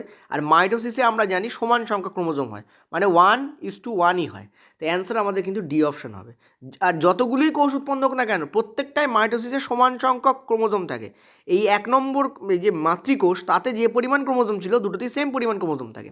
মিওসিসে কিন্তু তা হয় না। মিওসিসে প্রথমে যে পরিমাণ ক্রোমোজোম ছিল তার হাফ হাফ হাফ হাফ হয়ে 4টে ক্রোমোজোম, মানে 4টে কোষ তৈরি হয়।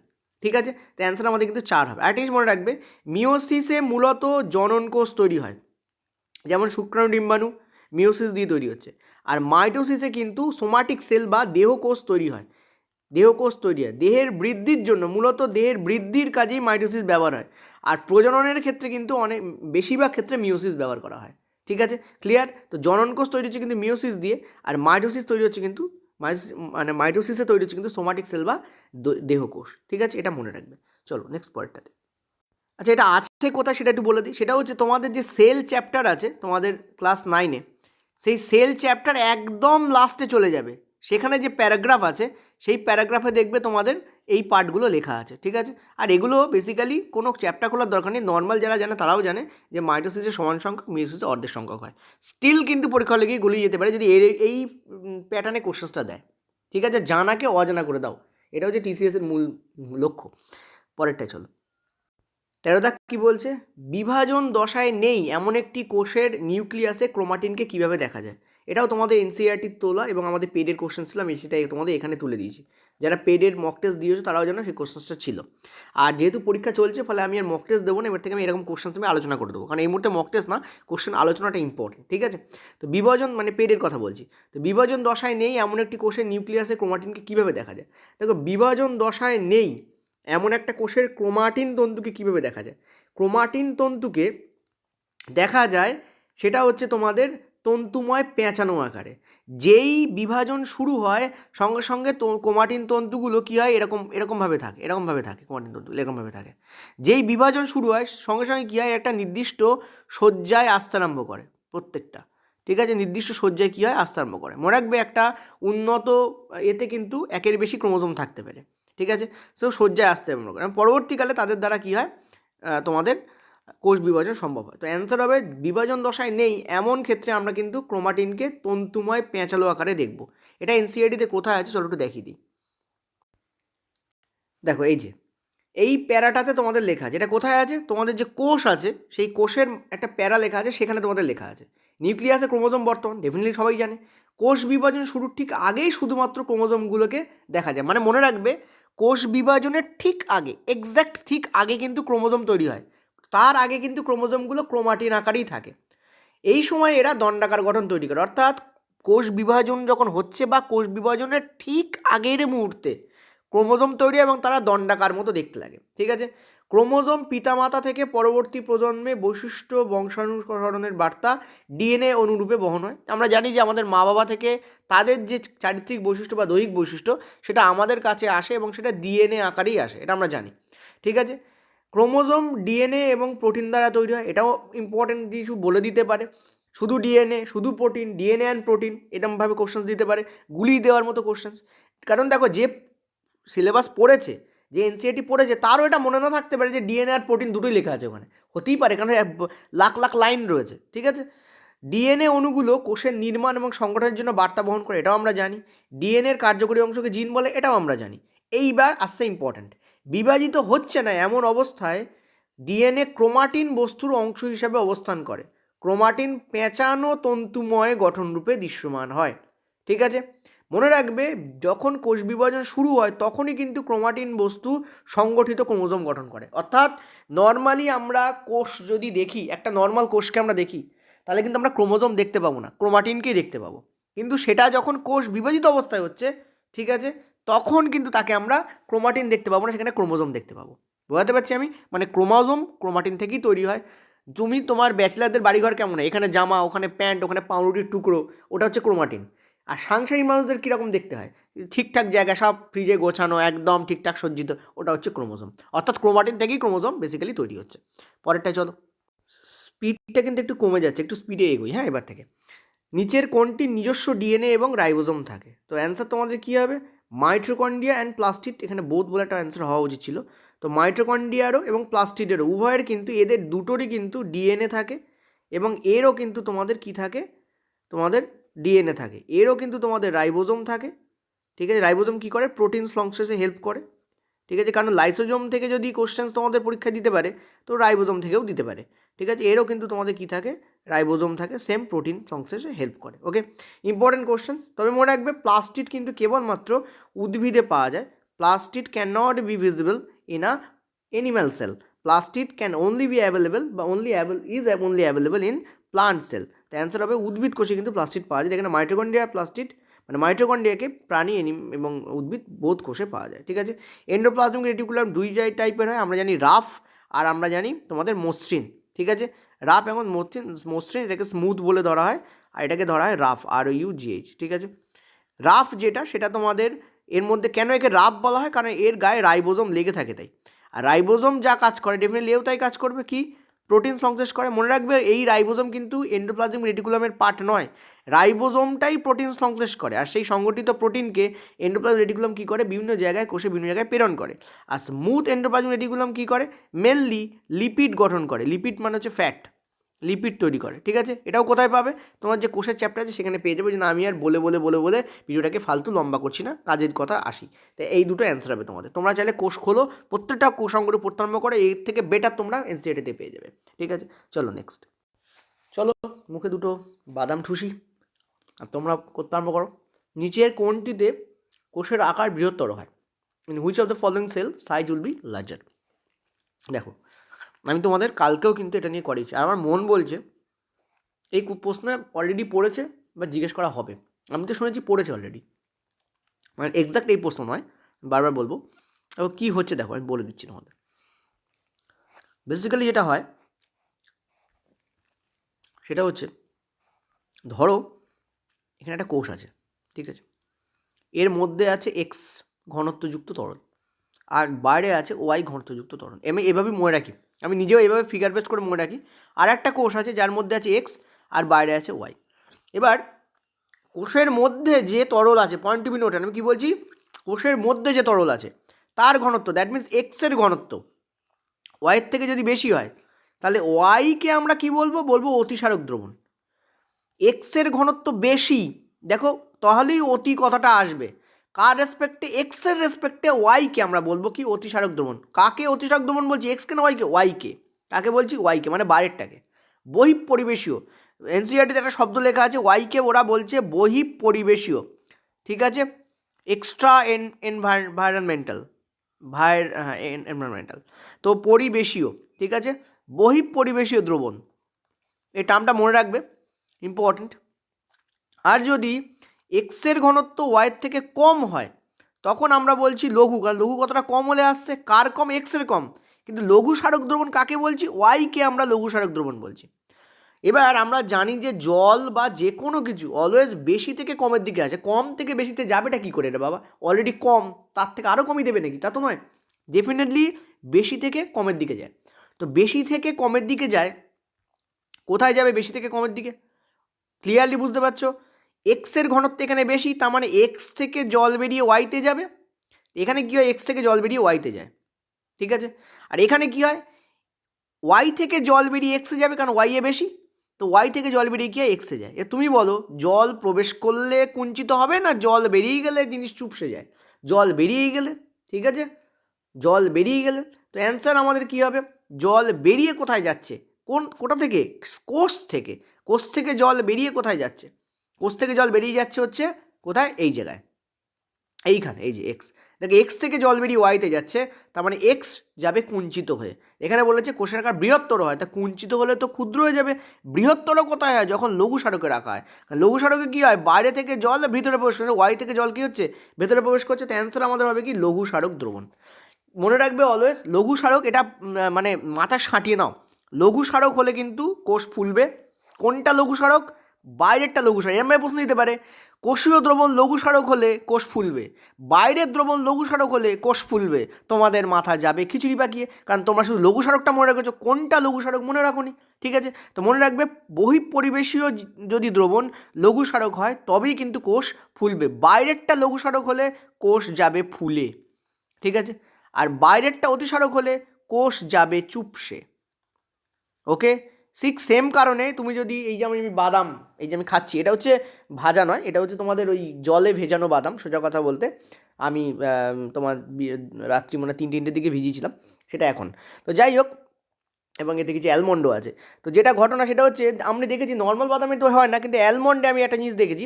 সেটা কি দেখেছি, যে অ্যালমন্ডকে যদি তুমি জলে ভিজিয়ে রাখো, তাহলে ওভারনাইট ভিজানো থাকলে দেখেছি অ্যালমন্ডের যে তোমাদের এটা কী বলে ওই যে পর্দাটা, সেটা দেখেছি ফেটে যায়। এটা কেন হয়? কারণ বাইরে থেকে জল ওর ভেতরে প্রবেশ করেছে তাই। ঠিক আছে, যদি নুন জলে রাখো তাহলে ওটা বেটার বুঝতে পারবে ওটা। ওকে, চলো নেক্সট পরেরটাতে। আত্মঘাতী।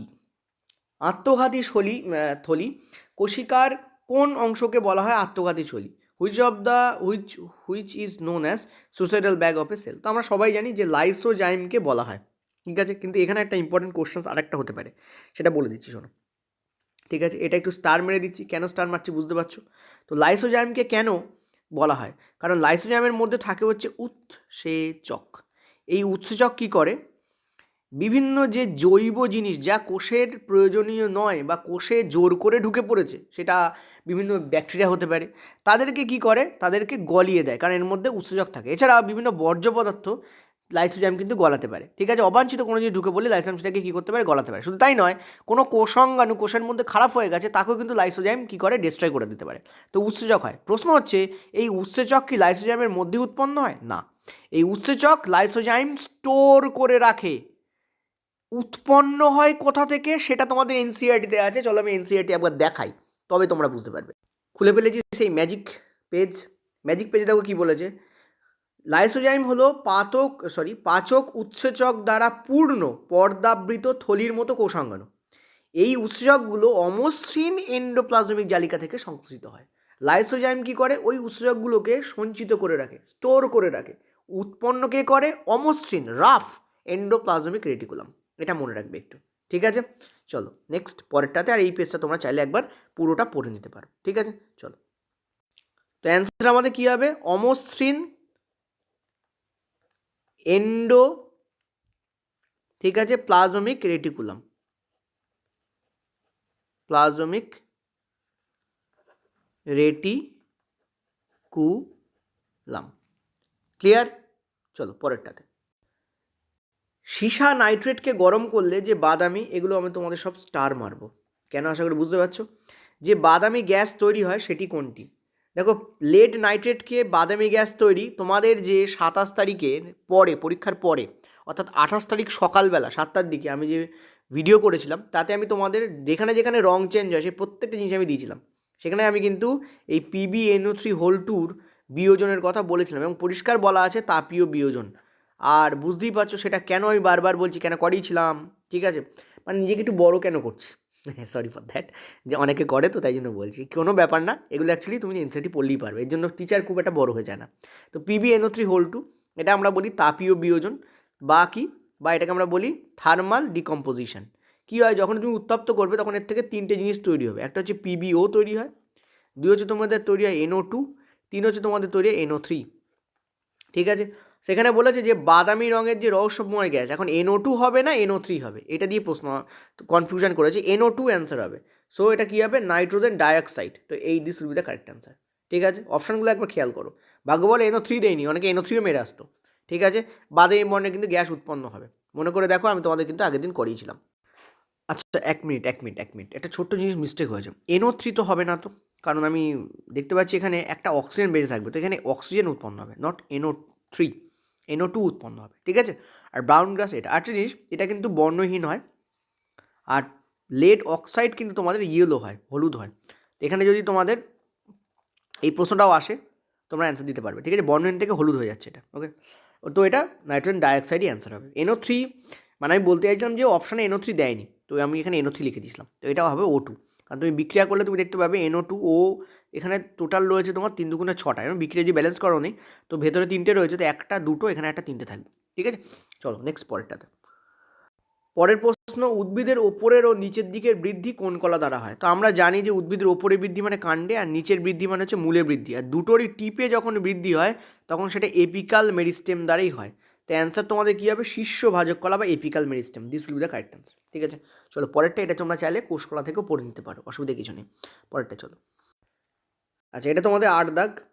তোমাদের বলছে মটর গাছে খাঁটি লম্বা এবং খাঁটি বেটে, মানে এর মধ্যে কোনো হেটারোজাইগাস কোনো ব্যাপার নেই, পুরোটাই হোমো। তো টিটি খাঁটি লম্বা আর টিটি তোমাদের হচ্ছে খাঁটি বেটে। তো এর সঙ্গে যখন এ জুড়বে তখন টিটি উৎপন্ন হবে, এর সঙ্গে যখন এ জুড়বে তখন টিটি উৎপন্ন হবে, এর সঙ্গে যখন এ জুড়বে তখন কী হবে? টিটি উৎপন্ন হবে, আর এর সঙ্গে যখন এ জুড়বে তখন কী হবে? সেখানে টিটি উৎপন্ন হবে। তো মানে সবকটাই F1 জনুতে আমরা যদি দেখি, F1 জনুতে হ্যাঁ কোন প্রজন্মে পাওয়া যায়, ক্রস করলে কোন প্রজন্ম পাওয়া যায়? ঠিক আছে, খাঁটি লম্বা এবং খাঁটি বেটে, অর্থাৎ তোমাদের কোনো মিশ্রণ ঘটেনি, এটা হচ্ছে F1 জনু পাওয়া যাবে। দেখো সুন্দর প্রশ্ন করেছে, ভেরি ভেরি ইম্পর্ট্যান্ট প্রশ্ন। ঠিক আছে, সুন্দর প্রশ্ন পড়েছে। খাঁটি লম্বার খাঁটি বেটেকে নিয়ে তোমরা যখন ক্রস ঘটাচ্ছ তখন সেখানে কি তৈরি হয়? তখন সেখানে F1 তৈরি হয়। এবং মনে রাখবে এই F1 কিন্তু ক্রসই হয়, বেসিক্যালি কী হয়? ক্রস হয়, মানে দুটো ডিফারেন্ট গাছের মধ্যেই ক্রস হচ্ছে। ঠিক আছে, কিন্তু F2তে, এটা ইম্পর্ট্যান্ট পয়েন্ট, অনেকেই এই ব্যাপারটা খেয়াল করে না, F2তে যখন আমরা যাই তখন কী হয়? এদের ধরো এদের মধ্যে একটাকে নিয়ে নেওয়া হলো, নিয়ে তার মধ্যে সেলফ পলিনেশন করানো হয়, সেলফ পলিনেশন করানো হয়। ঠিক আছে, ক্রস করানো হয় না, সেলফ পলিনেশন করানো হয়, মানে টিটি নেওয়া হয়, এদিকে আমাদের টিটি নেওয়া হয়। তখন বেসিক্যালি কী হয় সেটা বলে দিই একটুখানি। তখন যেটা হয় সেটা হচ্ছে 80 এর সঙ্গে 80 আসে, সো টিটি তৈরি হবে, 80 এর সঙ্গে 80 আসে, সো টিটি তৈরি হবে। আবার 80 এর সঙ্গে 80 আসবে, সো সেখানেও টিটি তৈরি হবে। আবার 80 এর সঙ্গে 80 আসবে, সেখানে ছোট হাতের টিটি তৈরি হবে। তো দেখতে পাচ্ছ ক্লিয়ারলি দুটো তোমাদের কি তৈরি হয়, দুটো তোমাদের কি তৈরি হলো, দুটো তোমাদের একদম সে আগের দুটো তৈরি হয়ে গেল, এই যে আগের দুটো, যে দুটো দিয়ে স্টার্ট করেছিলাম সেই দুটো তোমাদের তৈরি হবে, আর দুটো তোমাদের ক্রসেও তৈরি হবে, অর্থাৎ মানে একই মানে মিশ্রিত আছে সেই অবস্থায়, আমাদের এখানে বড় হাতের ছোটো হাতটি মিশ্রিত অবস্থায় আছে। ঠিক আছে, তো এখানে রেশিও যদি করি এই তিনটেই তোমাদের টল হয়, কারণ বড় হাতের টি আছে, তো 3:1 হয়। কিন্তু যদি আমরা এটা ফিনোটাইপিক রেশিও, জিনোটাইপিক রেশিও করলে কী হয়? এর রেশিও হয় তোমাদের 1:2:1, 1:2:1, অর্থাৎ একটাই তোমাদের পিওর লম্বা, দুটো তোমাদের মিশ্রিত লম্বা, আর একটা তোমাদের পিওর বেটে। কিন্তু লম্বা কটা যদি আমরা দেখি তাহলে আমরা তিনটেকেই লম্বা পাবো, এটা পিওর লম্বা, এই দুটো মিশ্রিত লম্বা, ওই জন্য ফিনোটাইপিক 3:1 হয়, কিন্তু জিনোটাইপিক 1:2:1 হয়। ঠিক আছে, ক্লিয়ার হয়েছে? আর এখানে কী হয়? এখানে হচ্ছে সব 1:1:1, মানে সব কটাই একই টাইপের হয়, মিশ্রিত লম্বা হয়। ওকে, তো এটা তোমাদের F1 জন্য, এটা তোমাদের F2 জন্য, বোঝাতে পারলাম? চলো নেক্সট পরেরটাতে। পরের প্রশ্নটা একটু কনফিউজিং। ঠিক আছে, মানে সত্যি কথা বলতে আমার কাছেও কনফিউজিং, কারণ এটাও স্টার মারা কোশ্চেন্স, বাট এটা আমার কাছে কনফিউজিং এই কারণে, কারণ আমার মনে হচ্ছে না যে এক্স্যাক্টলি এই অপশানগুলো ছিল। কেউ কনফার্ম করো। যাই হোক, তোমাকে বলছে যে এই অপশানগুলো দেওয়া যেতে পারে, কেউ কনফার্ম করো। তো সাধারণ লবণ NaCl থেকে সোডিয়াম হাইড্রক্সাইড কোন পদ্ধতিতে প্রস্তুত হয়? দেখো অ্যাকচুয়ালি একটা কথা বলি, অ্যাকচুয়ালি যে পদ্ধতিতে প্রস্তুত হয় তাকে আমরা বলি ইলেকট্রোলাইসিস। ঠিক আছে, ইলেকট্রোলাইসিস। তো আমি বলবো এই ধরনের কোশ্চেন্সের ক্ষেত্রে তোমাদের একটা কথা বলবো, ডেফিনেটলি তোমরা ইংলিশটাকে চেক করবে। ঠিক আছে, যদি রেলওয়েতে এই কোশ্চেন্স পড়ে তোমরা কি করবে? একবার ইংলিশটাকে চেক করবে, যদি ইলেকট্রোলাইসিস থাকে তো this will be the correct answer, কারণ এই ইলেকট্রোলাইসিসকেই কিন্তু ক্লোর অ্যালকালি মেথড বলা হয়, প্রসেসটা কিন্তু ইলেকট্রোলাইসিস, এই ইলেকট্রোলাইসিস পদ্ধতিকে ক্লোর অ্যালকালি মেথড বলা হয়, কিন্তু প্রসেস কোনটা? ইলেকট্রোলাইসিস, মানে যেটাকে আমরা বলি তড়িৎ বিশ্লেষণ। ঠিক আছে, কি বলি আমরা? তড়িৎ বিশ্লেষণ। তো কারেক্ট অ্যান্সার আমাদের এটা হওয়া উচিত, কিন্তু এখানে একটা জিনিস হচ্ছে ইলেকট্রোলাইটিক রিডাকশান লেখা আছে, পয়েন্ট টু বি নোটেড, এই বিক্রিয়াটায় রিডাকশান যেমন হয় তেমন অক্সিডেশনও হয়, সো শুধু যে রিডাকশান তা নয়। সো এই অপশান অনুযায়ী বেটার অ্যান্সার হচ্ছে বি, কিন্তু সিও অ্যান্সার হতে পারে, আমি এটাই বারবার বলছি। এরকম অ্যান্সার কি তোমাদের পড়তে পারে পরীক্ষার সময়? আমার মনে হয় না এত কনফিউজিং দেবে। দিলে তোমরা কী করবে? ইংলিশটাকে একবার চেক করে দেখে নেবে যে ইংলিশে কী বলা আছে, বোঝাতে পারলাম? আচ্ছা, কী ঘটে সেটা বলে দিই, সেটা হচ্ছে যে NaClকে তুমি নাও, এই হচ্ছে প্রথম দেখা গেল যে তোমাদের ইম্পর্টেন্ট হয়ে যাচ্ছে সেটা হচ্ছে যে সল্টগুলো, তোমার যে washing soda, bleaching powder, NaCl, NaOH যে পার্টটা আছে ওই পার্টটা রেলের জন্য এই প্রথম ইম্পর্টেন্ট হলো, ঠিক আছে। তো NaCl, আচ্ছা ওই তো ওখানে লিখছিলাম ওটাই লিখি, NaCl এই যে এর সঙ্গে কি হয় তোমাদের জল মেশানো হয়, মানে গাঢ় NaCl দ্রবণ যাকে আমরা কি বলি, আমরা বলি ব্রাইন সলিউশন, সেই ব্রাইন সলিউশন এখানে ইউজ করা হয় এবং এর মধ্যে দিয়ে চালানো হয় ইলেকট্রিসিটি। তার ফলে কি হয়, এটা NaOH উৎপন্ন করে এবং তার সঙ্গে আরও দুটো জিনিস উৎপন্ন করে, সেটা হচ্ছে হাইড্রোজেন আর ক্লোরিন উৎপন্ন করে। কি উৎপন্ন করে? হাইড্রোজেন আর ক্লোরিন, এবং এই দুটো গ্যাস আকারে বেরোয়। আর এটা কিন্তু অ্যাকুয়াস সলিউশনে থাকে, পয়েন্ট টু বি নোটেড, এটা অ্যাকুয়াস আকারে বেরোয়। এটা কিন্তু ডাইরেক্ট সলিড আকারে বেরোচ্ছে এমন নয়, কস্টিক সোডা, এটা অ্যাকুয়াস আকারে বেরোয়, এই দুটো তোমাদের বেরোয় হচ্ছে গ্যাস আকারে। তো কোথায় কোথায় কী কী উৎপন্ন হয় এইটা একটু বোঝাটা জরুরি, কারণ এটা রেলের পরীক্ষা প্রচণ্ড পরিমাণে বিগত বছরে বারবার জিজ্ঞেস করা হয়েছে, এবছরে আবারও আসতে পারে। সেটা হচ্ছে এইচ যেটা আছে হাইড্রোজেন, হাইড্রোজেন কোথায় প্রডিউস হয়? হাইড্রোজেন প্রডিউস হয় ক্যাথোডে, ঠিক আছে। হাইড্রোজেন প্রডিউস হয় কোথায়? সেটা হচ্ছে ক্যাথোডে প্রডিউস হয়। হাইড্রোজেন ক্যাথোডে কী করে প্রডিউস হয়? দেখো বেসিক্যালি যেটা হয় সেটা হচ্ছে হাইড্রোজেন এইচ, সে কী করে, দুটো ইলেকট্রন গ্রহণ করে, করে কি করে, হাইড্রোজেন গ্যাসে কনভার্ট হয়। আর অ্যানোডে কি হয়, অ্যানোডে কি হয় তোমাদের, ক্লোরিন সে কি করে, সরি Cl মাইনাস এটা H প্লাস, Cl মাইনাস সে কী করে, সে দুটো ইলেকট্রন কি করে, ত্যাগ করে দেয় এবং ক্লোরিন গ্যাসে কনভার্ট হয়ে যায়। আমার কথা বোঝাতে পারছি? ক্লোরিন ইলেকট্রন ডোনেট করছে, তখন এই জায়গায় কি হচ্ছে, অক্সিডেশন হচ্ছে। কি হচ্ছে এখানে? অক্সিডেশন, বাংলায় যাকে আমরা বলি জারণ, এই জায়গায় হচ্ছে তোমাদের জারণ। ইলেকট্রন ডোনেশনকে আমরা জারণ বলি, আর ইলেকট্রন গ্রহণকে আমরা কি বলি, বিজারণ, অর্থাৎ রিডাকশান। এই জায়গায় হয় তোমাদের বিজারণ। ওকে, তো ক্যাথোডে বিজারণ হয়, অ্যানোডে জারণ হয়। আর দেখো আমরা সবসময় জানি যে ক্যাথোডে বিজারণ, অ্যানোডে জারণ হয়, দেখো তাই হচ্ছে কিন্তু বেসিক্যালি, ঠিক আছে। তো এইটা হচ্ছে ইম্পর্টেন্ট কনসেপ্ট। ওকে, চলো নেক্সট পরেরটাতে। 6 নম্বর প্রশ্ন এটা আমাদের বলছে যে দুটি বিন্দুর মধ্যে বিভাদান্তর সঠিক সূত্র কোনটি? বিভাদান্তর সঠিক সূত্র অর্থ হচ্ছে তোমাদের ভি এর সূত্র অ্যাপ্লাই বার করতে বলেছে। তো বিভব পার্থক্য ইকুয়াল টু আমরা কি জানি, বিভব পার্থক্য বা বিভব প্রভেদ যাই বলো না কেন, ঠিক আছে, পোটেনশিয়াল ডিফারেন্স, পোটেনশিয়াল ডিফারেন্স। তো পোটেনশিয়াল ডিফারেন্সের ফর্মুলা কি? আমরা জানি কি, work done by charge move, অর্থাৎ কতটা কাজ করতে গিয়ে কত কুলম চার্জ তোমাদের কি হচ্ছে, নষ্ট হচ্ছে, সেটাকে আমরা বলি তোমাদের এবং এটাকে আমরা কি বলি, এটাকে জুল পার কুলম দিয়ে প্রকাশ করা হয়। তো ভোল্ট ইকুয়াল টু কি, জুল পার কুলম। তো which option will be correct? This option will be correct answer, ঠিক আছে, this option will be correct answer. এবার তোমরা বলবে যে sir V equal two IR এটা কেন কারেক্ট নয়? এটা তোমাদের প্রশ্ন হতেই পারে যে স্যার ভোল্ট ইকুয়াল টু আমরা IRও জানি, তো IR কেন কারেক্ট নয়? দেখো দুটো বিন্দুর মধ্যে বিভবান্তরের সঠিক সূত্র কিন্তু বেসিক্যালি এটাই হয়, V equal to V equal to work done by charge move, ঠিক আছে। কি বললাম? Work done by charge move, this will be the actual of ভোল্টের ফর্মুলা, ঠিক আছে। ভি ইকুয়াল টু IR, এটা আমরা ভি সমানুপাতিক I, সেখান থেকে আমরা ভি ইকুয়াল টু IR পাচ্ছি। এটা ভোল্টের থেকে বেটার রোধকে প্রকাশ করে এই ফর্মুলা দিয়ে, ঠিক আছে। So this can not B the answer, answer can be this, এটাই আমাদের অ্যান্সার হওয়া উচিত বেসিক্যালি, এটা অলওয়েজ মাথা রাখবে। পরেরটা চলো। পরের প্রশ্ন, দুটো বিন্দুর মধ্যে সর্বনিম্ন দূরত্বকে কি বলা হয়? দেখো এখানে A উপস্থিত হয়েছে আর এই জায়গায় আমাদের আছে হচ্ছে B। তুমি একটা কাজ করতে পারো, তুমি A থেকে এখানে গেলে, তারপর তুমি বিতে গেলে, এটাও তোমার দূরত্ব হতে পারে। তুমি একটা কাজ করতে পারো, তুমি A থেকে এরকম ঘুর পথে তুমি বিতে গেলে, এটাও তুমি করতে পারো। বা তুমি কি করতে পারো, তুমি সোজা বিতে গিয়ে পৌঁছতে পারো, ঠিক আছে। তার মানে দেখো আমরা ধরো এই পথটাকে আমরা X পথ বলছি, এই পথটাকে আমি ধরো বলছি Y পথ, ঠিক আছে, আর এই পথটাকে আমি ধরো বলছি Z পথ। তো কোনটা আমাদের সর্বনিম্ন দূরত্ব হবে? আমাদের সর্বনিম্ন দূরত্ব হচ্ছে A থেকে B, এটা হচ্ছে আমাদের সর্বনিম্ন দূরত্ব, কারণ এটা স্ট্রেট লাইনে আমরা গেছি, আর এটা হচ্ছে সবথেকে ছোটো দূরত্ব হবে। তুমি স্ট্রেট লাইন ব্যতীত অনেকে একটা কাজ করে জানো, আমি দেখেছি এটা, ধরো এই রাস্তা রয়েছে, অনেকে কী করে, ধরো এই থেকে গাড়ি আসছে, সাপোজ এই থেকে গাড়ি আসছে, অনেকে কী করে রাস্তা এরকম বেঁকে পার হয়। তুমি বলো বেঁকে পার হলে টাইম বেশি লাগবে নাকি সোজা পার হলে টাইম বেশি লাগবে? সোজা পার হলে টাইম বেশি লাগবে। কিন্তু তৎসত্ত্বেও কিন্তু আমরা অনেক সময় যেন মাথায় কি একটা কাজ করে, আমরা বেঁকে পারি। এটা কারণ কি জানো? কারণ আমরা জানি যে যখন আমরা সোজা পেরোচ্ছি, পয়েন্ট সোজা পেরোচ্ছি, তখন এই গাড়িটাও কিন্তু আস্তে আস্তে এগোচ্ছে। কিন্তু আমরা যত বেঁকছি তত গাড়িটার সঙ্গে আমাদের দূরত্বটা সেই হারে বজায় থাকছে। তো দেখবে আমরা 99.99%-এরও ওপরে কখনোই রাস্তা সোজা পেরোই না, এটা জানা সত্ত্বেও না সায়েন্টিফিক্যালি, যে আমরা কিন্তু ছোটো ডিস্টেন্স আমাদের এটাই হবে নাকি এটা, ঠিক আছে।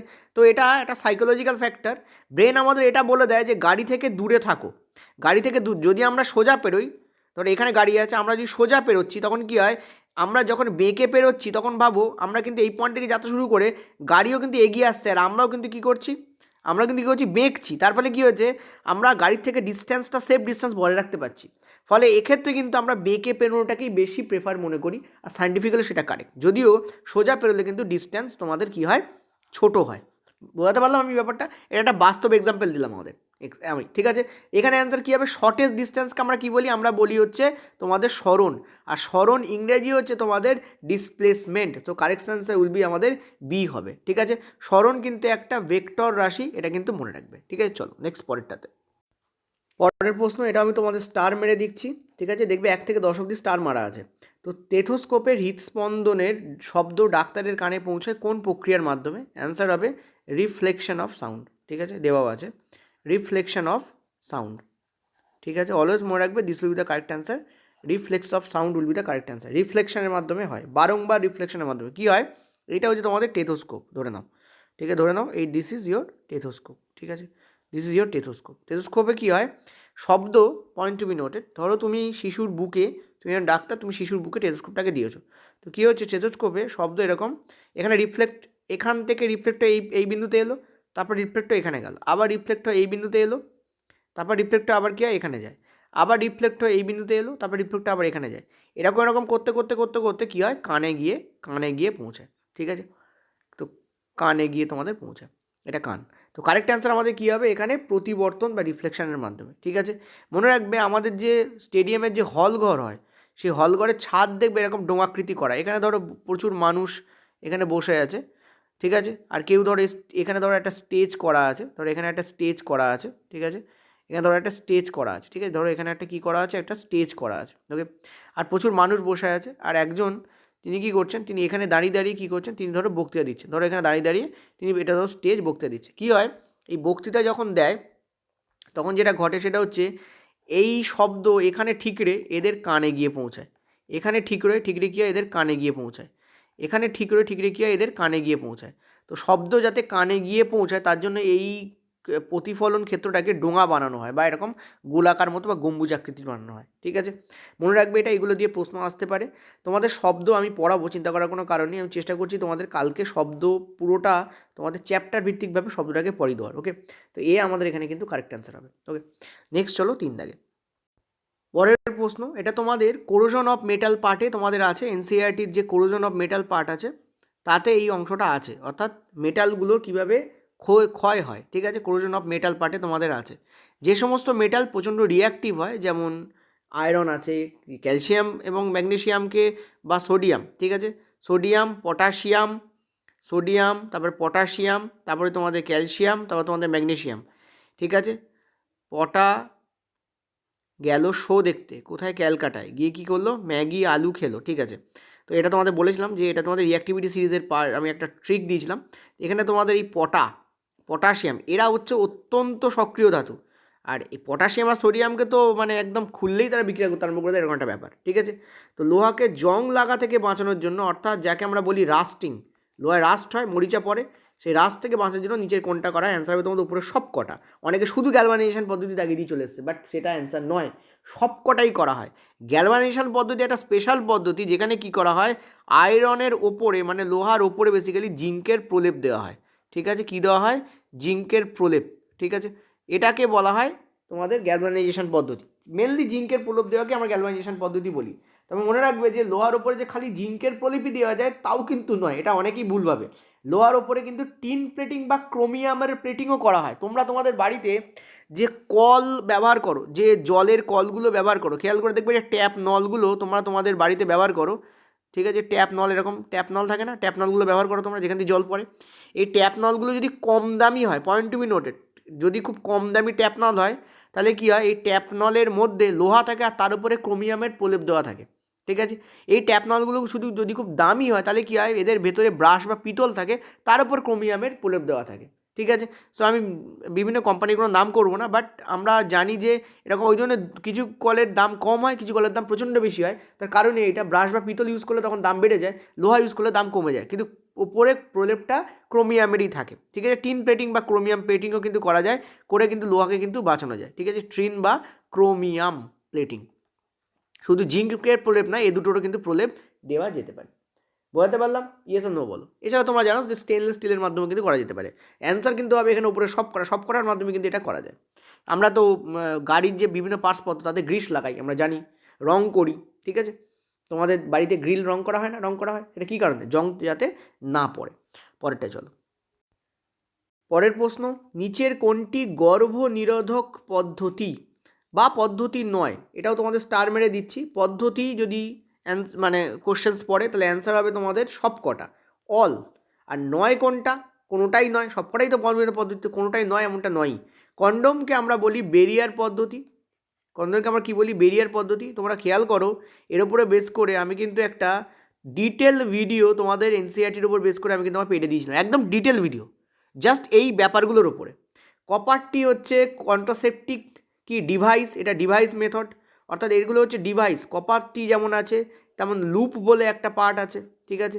আর গর্ভনিরোধক বডি কি, এটা হচ্ছে হরমোনাল ডিভাইস, অর্থাৎ হরমোনকে চেঞ্জ করে কাজ করে, তো হরমোনাল ডিভাইস হবে এটা। ঠিক আছে।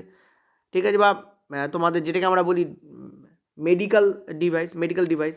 নাসবন্দি এবং প্রাকৃতিক। নাসবন্দি কাকে বলা হয়? পুরুষদের ক্ষেত্রে তোমাদের ভাস ডিফারেন্সকে কেটে ফেলা হয়, এটাকে বলা হয় ভেসেকটমি। এটাকে কি বলা হয়? ভেসেকটমি। ঠিক আছে। ভাস ডিফারেন্স কি করে? শুক্রাণু থেকে দেহের বাইরে, শুক্রাণু বলছি, শুক্রাশয় থেকে ঠিক আছে, শুক্রাশয় থেকে দেহের বাইরে কি হয়? দেহের বাইরে, শুক্রাশয় থেকে দেহের বাইরে শুক্রাণু নিয়ে যায় যে নালিকা, তাকে আমরা বলি ভাস ডেফেরান্স। অনেকে ডিফারেন্স বলে, অ্যাকচুয়ালি উচ্চারণটা হচ্ছে ভাস ডেফেরান্স। এই ভাস ডেফেরান্সকে তুমি যদি কেটে দাও, এখান থেকে মাঝখান থেকে কেটে দিলে, তখন তাকে আমরা বলি ভেসেকটমি। এটা পুরুষদের জন্য করা হয়। স্ত্রীদের জন্য কি করা হয় একটু ছোটো করে বলে দিই, তোমরা জানো অনেকে, তাকে বলে টিউবেকটমি। তার মানে এখানে টিউবকে কাটা হয়, ওখানে ভাসকে কাটা হয়, তো ভেসেকটমি। টিউবকে কাটা হয় টিউবেকটমি। সেটা কি? সেটা হচ্ছে তোমাদের ফিলোপিয়ান টিউব, যেটাকে আমরা বলি, যেটা ডিম্বাণুকে বহন করে জরায়ুতে নিয়ে আসে। ঠিক আছে। যেটা কি করে? ডিম্বাণুকে বহন করে, মানে ডিম্বাশয় থেকে, ঠিক আছে, ডিম্বাশয় থেকে ডিম্বাণুকে বহন করে জরায়ুতে নিয়ে আসে কে? সেটা হচ্ছে ফিলোপিয়ান টিউব। এই ফিলো টিউব বলে লিখেছি, কারণ জায়গা নেই এখানে। তো এই ফিলো টিউবকে যদি তুমি কেটে দাও, যেটা কিনা ডিম্বাণু নিয়ে আসে, তখন তাকে আমরা বলা হয় টিউবেকটমি। বাট মনে রাখবে, ভেসেকটমি আর টিউবেকটমি হচ্ছে পার্মানেন্ট পদ্ধতি। এটা একবার করে ফেললে পার্মানেন্ট, যদিও এখন নাথিং ইজ পার্মানেন্ট। ঠিক আছে। Nothing is permanent, further can be linked, কিন্তু এটা পার্মানেন্ট পদ্ধতি। মানে তুমি এটাকে সার্জিক্যাল পদ্ধতি বলা যায়, মানে সার্জারি ছাড়া, point to be noted, surgery ছাড়া তুমি এই পদ্ধতিগুলোকে নর্মালি নিজে থেকে ব্যবহার করে এর রিভার্স পদ্ধতিতে যেতে পারবে না। কিন্তু কন্ডম, কপারটিও অবশ্য মেথডিক্যাল পদ্ধতি, ডাক্তার সাহায্যে করতে হয়, কিন্তু condom is the most useful method, যে পদ্ধতিতে আমরা গর্ভনিরোধক পদ্ধতিতে ব্যবহার করা হয়ে থাকে। ঠিক আছে। আর প্রাকৃতিক পদ্ধতি কি? এটা দুটো কিন্তু আলাদা। প্রাকৃতিক পদ্ধতি কি? প্রাকৃতিক পদ্ধতি হচ্ছে মোস্ট আনসেফ পদ্ধতি, যদিও কাজে করে যায় অনেক সময়, কিন্তু অনেক সময় কাজ করে না। সবাই প্রাপ্তবয়স্ক, ব্যাপারগুলো জেনে রাখা ভালো। দেখো, প্রাকৃতিক পদ্ধতি কি? প্রাকৃতিক পদ্ধতি হচ্ছে এমন পদ্ধতি যে পদ্ধতিতে একজন গর্ভবতী মহিলা যার সন্তান প্রসব হয়ে গেছে, সেই যতদিন পর্যন্ত তিনি ল্যাকটেটিং মাদার হন, অর্থাৎ তার দুগ্ধ থাকে, ঠিক আছে, ল্যাকটেটিং মাদার হন, ততদিন পর্যন্ত একটা বিশেষ পিরিয়ড পর্যন্ত তার কিন্তু ডিম্বাণু উৎপাদন বন্ধ থাকে। এটা হরমোনাল কারণে হয়। ঠিক আছে। ওই সময় অক্সিটোসিন কাজ করে, যার ফলে প্রোজেস্টেরন, ইস্ট্রোজেন হরমোনের ক্ষরণ কমে যায়, যার ফলে ডিম্বাণু উৎপাদন কম হয়, মানে হয় না, অনেক সময় বন্ধ থাকে পুরোটা।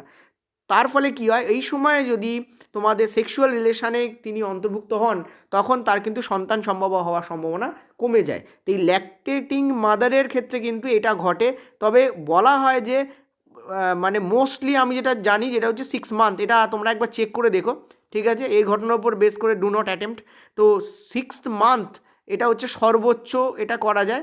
ঠিক আছে, বাট প্রবলেম হচ্ছে কি যে এটা আনসেফ, কারণ হতে পারে সে ল্যাকটেটিং অথচ যেটা ডিম্বাণু উৎপাদিত হচ্ছে, তখন কিন্তু প্রেগনেন্সি আসার চান্স থাকে। ঠিক আছে, সো এটাকে আমরা বলি প্রাকৃতিক পদ্ধতি, কারণ প্রকৃতিই এটা করে।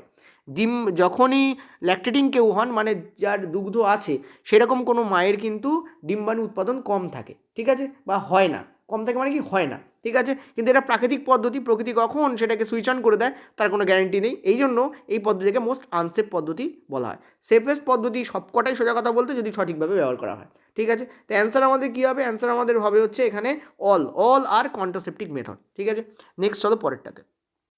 পরের প্রশ্ন এটা, এবং আমাদের ফার্স্ট প্রশ্ন, কোলয়েড দ্রবণগুলি কোন প্রক্রিয়ার মাধ্যমে পৃথক করা যায়? এটাও তোমাদের স্টার মার্কা প্রশ্ন। তো কোলয়েড দ্রবণগুলোকে মনে রাখবে, যখন আমরা কোলয়েড দ্রবণের কথা বলছি, তখন কোলয়েড দ্রবণ হচ্ছে একটা অসমসত্ব মিশ্রণ। ঠিক আছে, ক্লোরাইড দ্রবণ হচ্ছে কি একটা অসমসত্ব মিশ্রণ।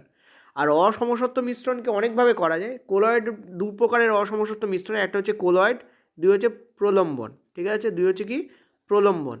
তো যে অসমসত্ব দ্রবণে আমরা দেখতে পাই, যেমন ধরো চা আর চায়ের যে ছিবড়া, সেগুলোকে আলাদা করার জন্য মা কাকিমারা কী করেন, এটা তোমাদের ছেঁকনি নেন। তো ছেঁকনিকে যখন আমরা ব্যবহার করি, তখন তাকে আমরা বলি পরিস্রাবণ পদ্ধতি, ছেঁকনির মাধ্যমে। ঠিক আছে, ছেঁকনি বেসিক্যালি কি একটা পর্দা টাইপের, ভেদ্য পর্দা টাইপের, সেখানে কিছু জিনিস আটকে যায় আর কিছু জিনিস তার মধ্যে দিয়ে কী হয়ে যায়, পাস করে যায়। ঠিক আছে, তো এরকম ক্ষেত্রে আমরা তাকে বলি পরিস্রাবণ। ঠিক আছে, ডিসলেশন বা পাতন কি, যখন দুটো জিনিস তাদের মধ্যেকার যখন টেম্পারেচার গ্যাপ অনেক বেশি, অর্থাৎ তাদের যখন গলনাঙ্ক বা বাষ্পীভবনের যে গ্যাপ সেটা যখন বেশি, তখন সেখানে আমরা পাতন ব্যবহার করতে পারি। ইলেকট্রোলাইসিস ব্যবহার করি যখন রাসায়নিক পদ্ধতিতে করা হয়। আর অপকেন্দ্রীকরণ, যাকে সেন্ট্রিফিউগাল বলা হয়, এটাই ব্যবহার করা হয় বেসিক্যালি কোলয়েডের ক্ষেত্রে। যেমন ধরো দুধ থেকে আমরা যদি তার ফ্যাটকে আলাদা করতে চাই, যাকে ডবল টোন সিঙ্গেল টোন বলা হয়, তখন দুধ থেকে ফ্যাটকে আলাদা করার জন্য আমরা এই সেন্ট্রিফিউগাল ফোর্সকেই ব্যবহার করি। এনসিইআরটিতে এই পার্টটা উল্লেখ আছে এবং পার্টটা নিয়ে প্রচুর পরিমাণে কোশ্চেন্স আসে। তো তোমাদের ছোট্ট করে একটা জিনিস আমি বলে দিচ্ছি, বা চলো এরপরে আরও কোশ্চেন্স আছে। আমরা টোটালি 20টা প্রশ্ন শেষ করলাম, 21 দাগই এটার উপর বেস করে একটা প্রশ্ন ছিল, সেখানে চলে যাবো আমি। পরের প্রশ্ন 21 দাগ, এবার একটু স্পিডে এগোবো, কেমন? বলছে লবণ ও কর্পূরের মিশ্রণকে আলাদা করতে নিচের কোন প্রক্রিয়াটি ব্যবহার করা? দেখো, লবণ কিন্তু উদ্বায়ী নয়, যেখানে কর্পূর উদ্বায়ী। যখন এরকম জিনিস হয় যেখানে একটা উদ্বায়ী নয় আর একটা উদ্বায়ী মানে কি, মানে জিনিসটা ধরো কঠিন আছে, তাকে যেই তুমি তাপ দিতে শুরু করলে, তখন সেটা তরলে পরিণত না হয়, মানে গলে না গিয়ে সরাসরি গ্যাসে কনভার্ট হয়ে গেল, এরকম ধরনের পদার্থকে আমরা উদ্বায়ী পদার্থ বলি। তো এনিথিং দ্যাট ইজ উদ্বায়ী, তার সঙ্গে যদি অন্য কিছু তুমি মিশ্রণ ঘটিয়ে বলো যে দুটোকে আলাদা করতে, তখন আমরা যেটা ব্যবহার করি সেটাকে আমরা বলি ঊর্ধ্বপাতন পদ্ধতি। তো কারেক্ট অ্যান্সার আমাদের এখানে কী হবে? ঊর্ধ্বপাতন পদ্ধতি। ঠিক আছে, তো this will be the correct answer. তাপ দিলে কী হয়, একটা তোমার উবে যাবে আর একটা থেকে যাবে। তো অ্যান্সার আমাদের কী হবে? ঊর্ধ্বপাতন। একে ইংলিশে বলা হয় সাবলিমেশন। এবার এনসিইআরটিতে যে প্যারাটা আছে সেটা ছোটো করে একটু জেনে নেব। দেখো, এইখানে তোমাদের ব্যাপারটা রয়েছে, খেয়াল করো। তাপ প্রয়োগ করে, এই নিচের প্যারাটা পড়ো তাহলেই হয়ে যাবে। তাপ প্রয়োগ করে কঠিন থেকে সরাসরি গ্যাসীয় অবস্থায় রূপান্তরিত হয় এমন একটা পদার্থ হচ্ছে কর্পূর। তো সেই জন্য এই কর্পূর হচ্ছে ঊর্ধ্বপাতনযোগ্য উদ্বায়ী পদার্থ, মানে তাপ প্রয়োগ করলে লিকুইডে কনভার্ট হয় না, সরাসরি গ্যাসে কনভার্ট হয়ে যায়। ঠিক আছে, তো এরকম ঊর্ধ্বপাতন হতে পারে, মানে উদ্বায়িত হতে পারে এরকম একটা পদার্থকে যখন উদ্বায়িত হতে পারে না বা অনুদ্বায়ী এরকম একটা পদার্থের সঙ্গে যুক্ত করা হয়, যেমন লবণ হচ্ছে অনুদ্বায়ী, কর্পূর হচ্ছে উদ্বায়ী, এই দুটোকে যখন তুমি করছো, তখন ঊর্ধ্বপাতন পদ্ধতিতে কী করা হয়, এদেরকে আলাদা করা হয়। আর ঊর্ধ্বপতনশীল কিছু কঠিনের এক্সাম্পল দেওয়া রয়েছে, এটা ভীষণ important. Ammonium chloride, NH4Cl, naphthalene আর হচ্ছে অ্যানথ্রাসিন। ঠিক আছে, ইম্পর্টেন্ট, এটা মাথায় রাখবে, ভীষণভাবে ইম্পর্টেন্ট। তার সঙ্গে কর্পূরও কিন্তু হয়। ওকে, ন্যাপথালিনের ফর্মুলা কি? ন্যাপথালিন কি দিয়ে কিন্তু জানো তোমরা, রিসেন্টলি জিজ্ঞাসা করা যেতেও পারে। সো ন্যাপথালিন কিন্তু ইম্পর্টেন্ট। ওকে, চলো নেক্সট পরেরটায় যাবো আমরা।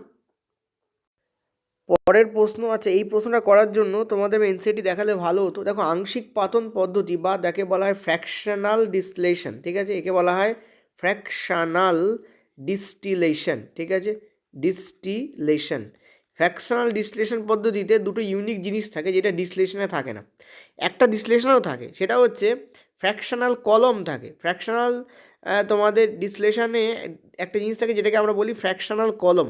ঠিক আছে, এটা হচ্ছে বলা ফ্র্যাকশনাল কলম। এটা ওকে, এটা কি করে, কোনো জিনিসকে বারবার শীতল করে, এটা বারবার করতে ব্যবহার করা হয়, বারবার। ঠিক আছে, এটা আর একটা জিনিস আছে যেটা একবারই কি করে, তাকে শীতল করবে এবং তাকে কি করবে, তরলে কনভার্ট করে দেবে। সেটা এরকমভাবে লাগানো থাকে, এটাকে ডাইরেক্ট সোজাসুজি লাগানো হয়, এটাকে বেঁকে লাগানো হয়। ঠিক আছে, এটা কী করে, এটা বেঁকে লাগানো হয়।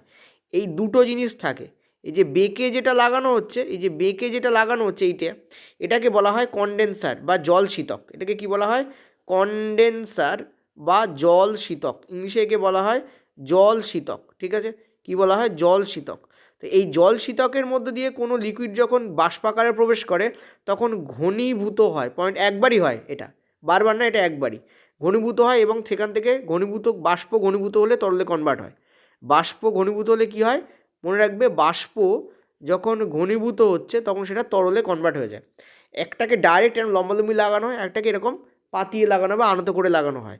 যেটা আনত করে লাগানো হয় তাকে জল শীতক বলা হয়, যেটা ডাইরেক্ট লাগানো হয় তাকে বলা হয় ফ্র্যাকশনাল কলম। এটাকে বলা হয় ফ্র্যাকশনাল কলম। আমি ছবিটাও দেখাবো একটু পরেই, চিন্তা নেই। ওই এখানে রাফ আঁকছি, ব্যাপারটা বোঝা নাও, ওখানে গেলে আরও ক্লিয়ার হবে। ফ্র্যাকশনাল কলম, ঠিক আছে। কলম কেমন হয়? তোমার বাড়িতে তো কলম দিয়ে এখন বাড়ি ঘর হয়, দেখতে পাচ্ছ, তো সেরকম দেখতে হয়। তো অ্যান্সার আমাদের কী হবে? ফ্র্যাকশনাল কলম can not B the answer, কারণ এখানে বলেছে বাষ্পকে শীতল করে তরলে কনভার্ট। এইটা আমাদের কাজ লাগবে, এখানে অ্যান্সার কিন্তু হবে কনডেন্সার। ফ্র্যাকশনাল কলমও থাকে কিন্তু সেটা অন্য কাজে লাগে। কী গায়ে লাগে? চলো একটু এনসিআরটি পড়ে নিই। দেখো এই পার্টটা খুব ইম্পর্টেন্ট, এই পার্টটা একটু পরেই দিই তোমাদের, শোনো। এইটা হচ্ছে তোমাদের দুটো এমন তরল, যে দুটো তরল পরস্পর একে অপরের সাথে মিশ্রিত হয়ে যায় তাকে বলা হয় মিশ্রণীয় তরল। এই মিশ্রণীয় তরল যেমন জল আর অ্যাসিটন, এই জল আর অ্যাসিটনকে যদি আলাদা করতে হয়, জল আর অ্যাসিটনের যে স্ফুটনাঙ্ক তাদের মধ্যে মারাত্মক পার্থক্য থাকে যখন দুটো তরল যারা একে অপরের সাথে মিশ্রিত হতে পারে। অমিশ্রণীয় তরলের এক্সাম্পল কি? যেমন হচ্ছে যেমন জল আর তেল, জল কোনোদিন তেলের সঙ্গে মিশ খায় না, ঠিক আছে। এদেরকে ঘনত্বের পার্থক্যের মাধ্যমে আলাদা করা হয় যখন জল আর তেলকে আলাদা করা হয়। কিন্তু যখন অ্যাসিটোন আর জলের মিশ্রণকে আলাদা করা হয় তখন জল আর অ্যাসিটোনের যে স্ফুটনাঙ্ক তাদের মধ্যে মারাত্মক পার্থক্য থাকে। জল 100 ডিগ্রি সেন্টিগ্রেডে ফোটে কিন্তু অ্যাসিটোনের স্ফুটনাঙ্ক সেই অনুপাতে ভীষণই কম, ইনফ্যাক্ট তুমি হাতে তালুতে লাগলেও উবে যায়। তো এরকম যখন দুটো জিনিস যাদেরকে মিশ্রিত তো করা যায় কিন্তু তাদের স্ফুটনাঙ্কের পার্থক্য মারাত্মক, তাদেরকে কি করা হয়? তাদেরকে যেটা করা হয় সেটা হচ্ছে পাতন প্রক্রিয়া, তাদেরকে আলাদা করা হয়। আর পাতন প্রক্রিয়া একটা স্পেশাল জিনিস ব্যবহার করা হয়, যেখানে দেখতে পাচ্ছি এখানে জল শীতক কথা লেখা হয়। দেখো আমি জুম ইন করে দিচ্ছি। জল শীতক পাতন প্রক্রিয়ায় কিন্তু কোনো ফ্র্যাকশনাল কলমকে ব্যবহার করা হয় না, কেবলমাত্র জল শীতককে ব্যবহার করা হয়। কেন ব্যবহার করা হয়? কারণ জল আর অ্যাসিটনের মধ্যে যে পার্থক্য সেটা মারাত্মক বেশি। কী হয়, যখন তুমি ফোটাবে তখন জল ফুটতে দেরি হবে কিন্তু অ্যাসিটন সামান্য তাপেই বাষ্পীভূত হয়ে বেরিয়ে আসবে। যখন এই জল শীতকের মধ্যে দিয়ে অ্যাসিটন যায় তখন ওই অ্যাসিটনের বাষ্প পুনরায় তরলে কনভার্ট হয়ে, এই যে বিকার দেখছো নিচে দেখো অ্যাসিটন বলে লেখা রয়েছে, সেখানে টুপিয়ে টুপিয়ে পড়ে, ফলে ওদিকে থেকে যায় জল আর এদিকে হয়ে যায় অ্যাসিটন, এইভাবে আলাদা হয়ে যায়। ঠিক আছে, এবার আমরা যাব ঊর্ধ্বপাতনে কীভাবে এটা কাজ করে দেখব। দেখো ঊর্ধ্বপাতনের ক্ষেত্রে একটা মেন ইম্পর্ট্যান্ট জিনিস হচ্ছে যে ঊর্ধ্বপাতন সেই মিশ্রণীয় তরলের মধ্যে করা হয়, মানে পাতনও মিশ্রিত হয় এমন তরলের মধ্যে করা হয়, মানে দুটো তরলকে মিশিয়ে দেওয়া যায় এমন তরলগুলোর মধ্যেই জন্যই করা হয়। আর ঊর্ধ্বপাতনও কিন্তু এমন তরলগুলোর জন্য করা হয় যেগুলো মিশ্রিত হতে পারে। পার্থক্য কি? ওখানে যেমন স্ফুটনাঙ্কের পার্থক্য মারাত্মক, এখানে স্ফুটনাঙ্কের পার্থক্য খুব কম, অর্থাৎ 25 কেলভিনের মতো থাকে। দুটো তরল এ আর বি তাদের মধ্যে স্ফুটনাঙ্কের পার্থক্য হচ্ছে 25 কেলভিনেরও কম। এরকম ক্ষেত্রে তখন আমরা শুধুমাত্র পাতন প্রক্রিয়া বা কনডেন্সার ব্যবহার করে হয় না, তখন আমরা ফ্র্যাকশনাল কলামকে ব্যবহার করি, আর তখন এর নাম চেঞ্জ হয়ে পাতনের নাম হয়ে যায় ঊর্ধ্বপাতন। ঠিক আছে, সরি আংশিক পাতন। ঊর্ধ্বপাতন তোমাদের বললাম আগের বার, ওই যে ন্যাপথলিনের ব্যাপারটা ছিল। তো আংশিক পাতনে কী হয়, একটা স্পেশাল টাইপের কলম লাগানো হয়, যেটা হচ্ছে এইটা, এই যে দেখতে পাচ্ছ, এই যে এখানে যে কলম রয়েছে না, এই কলমটাই হচ্ছে আংশিক পাতনের কলম। এটাকে এটাকে বলা হয় তোমাদের ফ্র্যাকশনাল কলম বা ফ্র্যাকশনেটিং কলম। এই দেখো এখানে বড় করে জুম ইন করেছি, লেখা রয়েছে দেখো পাশে, এই যে লেখা রয়েছে ফ্র্যাকশনেটিং কলম। এই ফ্র্যাকশনেটিং কলমে বেসিক্যালি কী হয় সেটা হচ্ছে যে তুমি যখন এর মধ্য দিয়ে তুমি যখনই দুটোর বাষ্পকে তুমি যখন বারবার এর মধ্যে দিয়ে চলাচল করাবে তখন যেটা হয়, ফ্র্যাকশনাল কলমে যেটা হয় সেটা হচ্ছে বারবার শীতল আর বারবার ঘনীভূত হয়। Point to be noted, fractional কলমের মধ্যে দিয়ে কী হয়, বারবার শীতল হয় আর বারবার ঘনীভূত হয়। কনডেন্সারে একবারই শীতল হয়, সেটা ঘনীভূত হয়ে তাহলে কনভার্ট হয়ে যায়। কিন্তু ফ্র্যাকশনেটিং কলমে কী হয়, বারবার, ঠিক আছে, এর মধ্যে কিছু গুটি থাকে বা বিটস থাকে, সেই বিটসগুলোর মধ্য দিয়ে যাওয়ার সময় বাষ্প যাওয়ার সময় বারবার শীতল হয় আর ঘনীভূত হয়, বারবার শীতল হয় আর ঘনীভূত হয়। এই পয়েন্টটা ইম্পর্টেন্ট। আরেকটা জিনিস খুব ইম্পর্টেন্ট, সেটা হচ্ছে এই আংশিক পাতন পদ্ধতিতে কিন্তু খুব ইম্পর্টেন্ট কি দেখো, আংশিক পাতন পদ্ধতিতে কিন্তু বায়ুমণ্ডলের যে গ্যাস আছে তাদেরকে কিন্তু আলাদা করা হয়। আর একটা ইম্পর্টেন্ট জিনিস, বায়ু কিন্তু একটা সমসত্ব মিশ্রণ, আর এর উপাদানকে আলাদা করার জন্য কিন্তু আংশিক পাতন ব্যবহার করা হয়। যদি এই পুরো সেকশনটা কিন্তু এনসিইআরটি থেকে বাদ গেছে, তবু আমি পেডে পরেই রেখেছিলাম। কেন পরে রেখেছিলাম? যদি বাই চান্স জিকে আকারে প্রশ্ন আসে তোমরা পেরে যাবে, কারণ এনটিপিসি ছিল, এনটিপিসির পরে তো গ্রুপ ডি হচ্ছে, বুঝতে পারছো। সো দেখো এটা কিন্তু তোমাদের গ্রুপ ডিতে কাজে লেগে যাচ্ছে। ঠিক আছে, আমি কিন্তু পেডে এটা পরেই রেখেছিলাম। অনেকেই আছে এরা পড়াননি, এটা ঠিকই করেছিলেন তারা, কারণ এনসিইআরটি সিলেবাস অনুযায়ী বললে পড়ানো উচিত নয়, বাট আমি ভেবেছিলাম যদি জিকে আকারে পড়ানো হয় সেই নয় পরেই রেখেছিলাম। ওকে, তো আজকে স্টুডেন্টরা সেখান থেকে বেনিফিট পাচ্ছে, এটা গুড জিনিস। অনেকেই বলছে স্যার আপনি পড়েছেন বলে আমরা পেরেছি, এটা একটা ভালো জিনিস, ঠিক আছে। আর এই টার্মগুলোতে সূক্ষ্ম সূক্ষ্ম ব্যতিক্রম থাকে, তো এদিকটা অধিক হয়ে গেলে কিন্তু অপশান ভুল হয়ে যায়, ঠিক আছে। আরেকটা জিনিস খুব ইম্পর্টেন্ট যেটা দেখো, সেটা হচ্ছে যে বিভিন্ন তোমাদের গ্যাসের এখানে টেম্পারেচার লেখা আছে, এটা দিয়ে রেল ডাইরেক্ট অসার প্রশ্ন দিয়ে দিতে পারে যে অক্সিজেনের ফুটনাঙ্ক নাইট্রোজেন থেকে কম না বেশি বলে গ্রেটার দ্যান লেস দ্যান করে প্রশ্ন দিয়ে দিতে পারে। তো এখানে এটা ভেবেছিলাম প্রশ্ন আকারে রাখবো, তার হলো একই চ্যাপ্টার 10-12টা প্রশ্নকে কী হবে, কারণ প্রচুর প্রশ্ন আছে, তোমাদের এটাকে আমি ডিসকাস করে দিচ্ছি। তো মনে রাখবো অক্সিজেনের যে অক্সিজেনের যে স্ফুটনাঙ্ক সেটা বেশি হয়, আর্গনের স্ফুটনাঙ্ক তারপরে, নাইট্রোজেনের স্ফুটনাঙ্ক তারপরে। তোমরা বলছো 196 183 থেকে কী করে বেশি, খেয়াল করো মাইনাস রয়েছে ওখানে, খেয়াল করো ভালো করে, মাইনাসে যেটার ভ্যালু যত বেশি সেটা তত কম। নাইট্রোজেনের স্ফুটনাঙ্ক ওই জন্য সব থেকে কম হবে, কারণ নাইট্রোজেনে -196 আর অক্সিজেনে -183। তো অক্সিজেনের স্ফুটনাঙ্ক এখানে বেশি, তারপর আর্গনের, তারপর নাইট্রোজেনের। তোমরা ভ্যাট করে প্রশ্ন নেবে নাইট্রোজেন স্ফুটনাঙ্ক কত, আর্গনের স্ফুটনাঙ্ক কত, তোমরা খুঁজে খুঁজে মরে যাবে যে স্যার কোথায় আছে আমি পাচ্ছি না, এই জায়গায় রয়েছে, ঠিক আছে। তো পার্সেন্টেজ অফ আয়তন দেখতে পাই, এটা আয়তনটা তোমরা জানো 20.9 অক্সিজেনের হয়, 0.9 আর্গনের হয়, প্রচণ্ড নিষ্ক্রিয় গ্যাস, খুব কম থাকে। আর নাইট্রোজেনের সব থেকে বেশি হয় 78.1, ঠিক আছে। কার্বন ডাইঅক্সাইডটা পড়ে যাবে, ওটাও গায়ে লাগে, দরকার বললে এনসিইআরটি থেকে সার্চ করে বার করতে পারো বা গুগলে সার্চ করলে তোমরা পেয়ে যাবে, ঠিক আছে। এই হচ্ছে ব্যাপার, এটা মাথায় রাখবে যে বায়ু একটা সমসত্ব মিশ্রণ, যার যে তোমাদের উপাদান, বিভিন্ন গ্যাসীয় উপাদান, তাকে আলাদা করতে গেলে কিন্তু আংশিক পাতন পদ্ধতি ব্যবহার করা হয়, ঠিক আছে। এই পার্টটা একটু পড়ে নিও তোমরা, আমি তো প্রায় অনেকটাই বলে দিলাম। পরের প্রশ্ন দেখো, একটি অণু ইলেকট্রন গ্রহণ করে ঋণাত্মক আধান যুক্ত হচ্ছে। একটা অণু আছে যেটা ইলেকট্রন গ্রহণ করছে, পয়েন্ট টু বি নোটেড, কী করছে, ইলেকট্রন গ্রহণ করছে, প্লাস ইলেকট্রন মানে ইলেকট্রন গ্রহণ করছে, করে সেই ঋণাত্মক আধান যুক্ত হচ্ছে। ডেফিনেটলি ইলেকট্রন বেশি হচ্ছে মানে কি, প্রোটন যা আছে তাই আছে, ইলেকট্রন এক্সট্রা চলে আসছে মানে মানে ঋণাত্মক তোমাদের আধান বেড়ে যাচ্ছে, ঋণাত্মক ব্যাপারটা বেড়ে যাচ্ছে। তো বলছে এক্ষেত্রে কোনটা সত্য। দেখো প্রোটনের সংখ্যা কমে না, একটু আগে বললাম অণুর সঙ্গে যখন কোনো অণু আছে তার সঙ্গে যখন ইলেকট্রন অ্যাড হচ্ছে তখন প্রোটন যা আছে তাই থাকে, প্রোটন সংখ্যা সেম, ঠিক আছে, কিন্তু ইলেকট্রন সংখ্যা বেড়ে যাচ্ছে কারণ ইলেকট্রন অ্যাড হচ্ছে। ভালো করে বুঝবে, সরি বেঁকে গেল, প্রোটন সংখ্যা তো সেম কিন্তু ইলেকট্রন সংখ্যা কী হচ্ছে তোমাদের বেড়ে যাচ্ছে বা আলাদা হয়ে যাচ্ছে, ঠিক আছে, কারণ ইলেকট্রন সংখ্যা বাড়ছে, ঠিক আছে, ওই জন্যই তো নেগেটিভ চার্জ বেড়ে যাচ্ছে। তো এখানে বলেছে পরমাণুর ভর সংখ্যা পরিবর্তিত হয়, একদমই না, পরমাণু আয়নে পরিণত হয়, এইটা হচ্ছে কারেক্ট অ্যান্সার, ঠিক আছে, পরমাণু আয়নে কনভার্ট হয়ে যাচ্ছে। কি বললাম, পরমাণু আয়নে কনভার্ট হয়ে যাচ্ছে। যেমন ধরো যদি আমি বলি যে কিছু আছে যারা ইলেকট্রন কি করে, গ্রহণ করে, আর কিছু আছে যারা ইলেকট্রন ত্যাগ করে, এরকম কিছু আছে যারা ইলেকট্রন গ্রহণ করে, কিছু আছে ইলেকট্রন ত্যাগ করে, ঠিক আছে। যেমন তুমি যদি বলো যে তোমাদের বলি, যেমন ধরো আমি ডিসকাস একটু করে দিই ছোট্ট করে, কারণ তোমাদের মেটাল নন মেটাল আছে এটা। যেমন ধরো অ্যালুমিনিয়াম কী করে, অ্যালুমিনিয়াম হচ্ছে একটা ধাতুগুলো নর্মালি ইলেকট্রন বর্জন করতে চায়, ধাতুগুলো নর্মালি কী করে, ইলেকট্রন বর্জন করতে চায়, গুড, কারণ এরা সমাজে কিছু দিচ্ছে। এরা অ্যালুমিনিয়াম যেমন কী করে, 3টি ইলেকট্রন বর্জন করে কী করে, অ্যালুমিনিয়াম 3+ কনভার্ট হয়। দেখো ইলেকট্রন যখন বর্জন করছে তখন পজিটিভ চার্জ বাড়ছে, 3টি ইলেকট্রন বর্জন করছে মানে ওদিকে 3টে প্রোটনের পাওয়ার বেড়ে যায়, কারণ ইলেকট্রন বর্জন হচ্ছে, ফলে প্রোটন বলছে আমি শক্তিশালী, শত্রু তো ইলেকট্রনের, প্রোটন তো ইলেকট্রনের শত্রু, একটা পজিটিভ একটা নেগেটিভ চার্জ, সো ও ব্যাটা কমে যাচ্ছে মানে এই বলছে আমি জিতে যাচ্ছি, সে কী করছে, 3টে বেরিয়ে যাচ্ছে মানে 3টে তো বেশি হয়ে যাচ্ছে, মানে অ্যাকচুয়ালি বাড়ে না কিন্তু ও বোধ করে আমি 3 পাওয়ারফুল হয়ে গেছি, ওই জন্য 3+ হয় এর, ঠিক আছে। এবং এটা কিন্তু অ্যালুমিনিয়াম আয়ন, ধাতুগুলো ইলেকট্রন ত্যাগ করে ধাতব আয়নে পরিণত হয়, এবং এই যে আয়ন, ঠিক আছে, এই আয়নকে আমরা কী বলি, আমরা বলি ক্যাটায়ন। ধাতুগুলো কী হয়, পজিটিভ আয়ন তৈরি করে, যাকে আমরা কী বলি, যাকে আমরা বলি cation, which is very very important, ঠিক আছে। ওকে, এবার তুমি যদি ক্লোরিনের কথা ভাবো, ক্লোরিন কী করে, ক্লোরিন যেটা করে সেটা হচ্ছে ইলেকট্রনও দান করে না, গ্রহণ করে। বোঝাতে পারছি, ক্লোরিন কী করছে, ইলেকট্রন কী করছে, ক্লোরিন গ্রহণ করছে, এবং করে ক্লোরিন কী করছে, মাইনাসে কনভার্ট হয়ে যাচ্ছে। কতগুলো মাইনাস হবে, 1- যেহেতু একটা ইলেকট্রন গ্রহণ করছে, এখানে 3টি ইলেকট্রন গ্রহণ করছিল, সো 3+, 3টি ইলেকট্রন বর্জন করছিল তো 3+, কিন্তু এটা গ্রহণ করছে। দেখো ইলেকট্রন যখন ঢুকবে তখন নেগেটিভ চার্জের পরিমাণ বাড়বে, কিন্তু ইলেকট্রন নিজে নেগেটিভ, সো এখানে নেগেটিভ হবে। এবারে 1টা লেখা হয় না, নর্মালি 1কে 1 না দিকে জাস্ট কী করে দেওয়া হয়, জাস্ট একটা মাইনাস দিয়ে ছেড়ে দেওয়া হয়। তো এখানে আমরা কী দেখলাম, অধাতুগুলো কী করে, ইলেকট্রন গ্রহণ করে, ঠিক আছে, এবং অ্যানায়ন তৈরি করে। পজিটিভ আয়নকে ক্যাটায়ন বলে, নেগেটিভ আয়নকে কী বলবো আমরা তাহলে? অ্যানায়ন বলবো। ঠিক আছে, তো এখান থেকে প্রশ্নটা দেওয়া হয়েছে পরমাণু কিন্তু আয়নে কনভার্ট হয়, সেটা ধাতুর পরমাণু হলেও যদি গ্রহণ করে।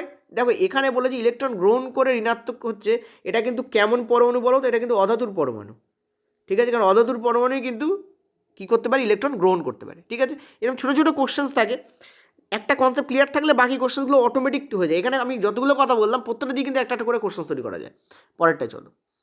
দেখো যেটা বলেছি সেটা এখানে দিয়ে কোশ্চেনস আমি দিয়েছিলাম, আমি খেয়াল করিনি, তো ওইটা ওখানেই বললেই ভালো হতো। ক্লোরিন একটি ইলেকট্রন গ্রহণ করে তার ইলেকট্রন বিন্যাস কোন দিকে পরিবর্তিত হয়? এটা একটা ইন্টারেস্টিং পয়েন্ট। দেখো ধাতু হোক বা অধাতু হোক, এরা কিন্তু একদম অলস ব্যক্তি, তোমার আর আমার মতো এবং সবার মতো। কেন? কারণ সবাই চায় না খেটে কী করে আমরা জীবনে তরক্কি করবো, উন্নতি করব। তো এরাও তাই চায়, কিন্তু ঘটনা হচ্ছে প্রকৃতি কাউকে এই সুযোগটা দেয় না। প্রকৃতি বলে ভাই খেটে খাও, ওটা ওরম চলবে না, ওসব চলবে না। ঠিক আছে, আমিও আমার ছন্দবদ্ধ তাহলে কাজ করি, প্রকৃতি বলে তো তোমাদের যারা তাদেরকে আমি পৃথিবীতে এনেছি, তোমাদেরও কিন্তু খেটে খেতে হবে। তো ধাতু অধাতু উভয়ই খাটে। ধাতু আর অধাতু খাটে কেন? কারণ প্রকৃতির একটা নিজস্ব বান্দা আছে যাকে আমরা বলি নিষ্ক্রিয় গ্যাস। ওদেরকে প্রকৃতি একটু প্রেফার করে, ওদেরকেই একমাত্র প্রকৃতি বসে খাওয়ায়। তো নিষ্ক্রিয় গ্যাস এদের মতো হওয়ার চেষ্টা করে সবাই। আমরা যেমন সমাজে অনেক বড় বড় লোকের মতো হওয়ার চেষ্টা করি, হ্যাঁ ঠিক আছে, মানে আমরা পয়সায় বড় বড় লোকের মতো হওয়ার চেষ্টা করি। আমরা কমই আছি যারা বিবেকানন্দ, বিদ্যাসাগর বা যারা বড় বড় মানুষ হয় তাদের মতো হওয়ার চেষ্টা করি। আমরা আসলে পয়সাওয়ালা লোক কেমন করে জীবনযাপন করছে তার দিকে হওয়ার চেষ্টা করি। এটাই হচ্ছে আমাদের কলিযুগের ট্রেন্ড। যাই হোক, বাদ দাও। তো নিষ্ক্রিয় গ্যাস, ঠিক আছে, নিষ্ক্রিয় গ্যাস একদিন দেখবো পয়সা আছে কিন্তু খাদ্য নেই, ফলে মানুষ পয়সা চিবিয়ে খাচ্ছে। তো এটা কী বলছে? নিষ্ক্রিয় গ্যাস। ঠিক আছে, তো নিষ্ক্রিয় গ্যাসের মতো হওয়ার চেষ্টা করে। কি বললাম? আশা করি বুঝতে পারছো যে নিষ্ক্রিয় গ্যাসের মতো হওয়ার চেষ্টা করে কারা? সবাই। এদেরকে প্রকৃতি প্রেপার করে রেখেছে। প্রকৃতি বলছে এরাও এককালে খেটেছিল, সেই জন্য এরা নিষ্ক্রিয় গ্যাসে পরিণত হয়েছে, তোমরাও খাটো, তোমরা নিষ্ক্রিয় গ্যাসে কনভার্ট হবে। তো ইলেকট্রন এই যে ধাতুগুলো বর্জন করে আর অধাতুগুলো যে ইলেকট্রন গ্রহণ করে, সেটার কারণেই এরা নিষ্ক্রিয় গ্যাসের মতো হতে চায়। তাই এদের কাছে এদের মানে ইন্সপিরেশনকে এই নিষ্ক্রিয় গ্যাস, ভাই এদের মতো হও সবাই। তো অ্যান্সার তোমাদের কী হবে? নিষ্ক্রিয় গ্যাসের কাছাকাছি যাওয়ার এরা চেষ্টা করে এবং নিষ্ক্রিয় গ্যাসের কাছাকাছি এরা যায়ও। বোঝা গেল কি বললাম? ক্লিয়ার? ইয়েস আর নো বলো। এটা তোমরা মেটাল নন মেটালে আমার ফ্রি ক্লাসেও আমি দারুণ করে করিয়েছি। তোমাদের তুমি করতে পারো যে মেটাল নন মেটাল বলে WB এক্সাম পোর্টাল বলে লিখতে পারো, প্রচুর ভিডিও পাবে। তার মধ্যে তোমাদের আয়ন্সের ওপরেও বেস করে আমি ভিডিও তোমাদের করিয়েছিলাম। ঠিক আছে, বেসিক আয়ন্সের ওপর, তার উপর বেস করে প্রশ্ন দেওয়া আছে। এখনও পড়েনি, পড়তে পারে।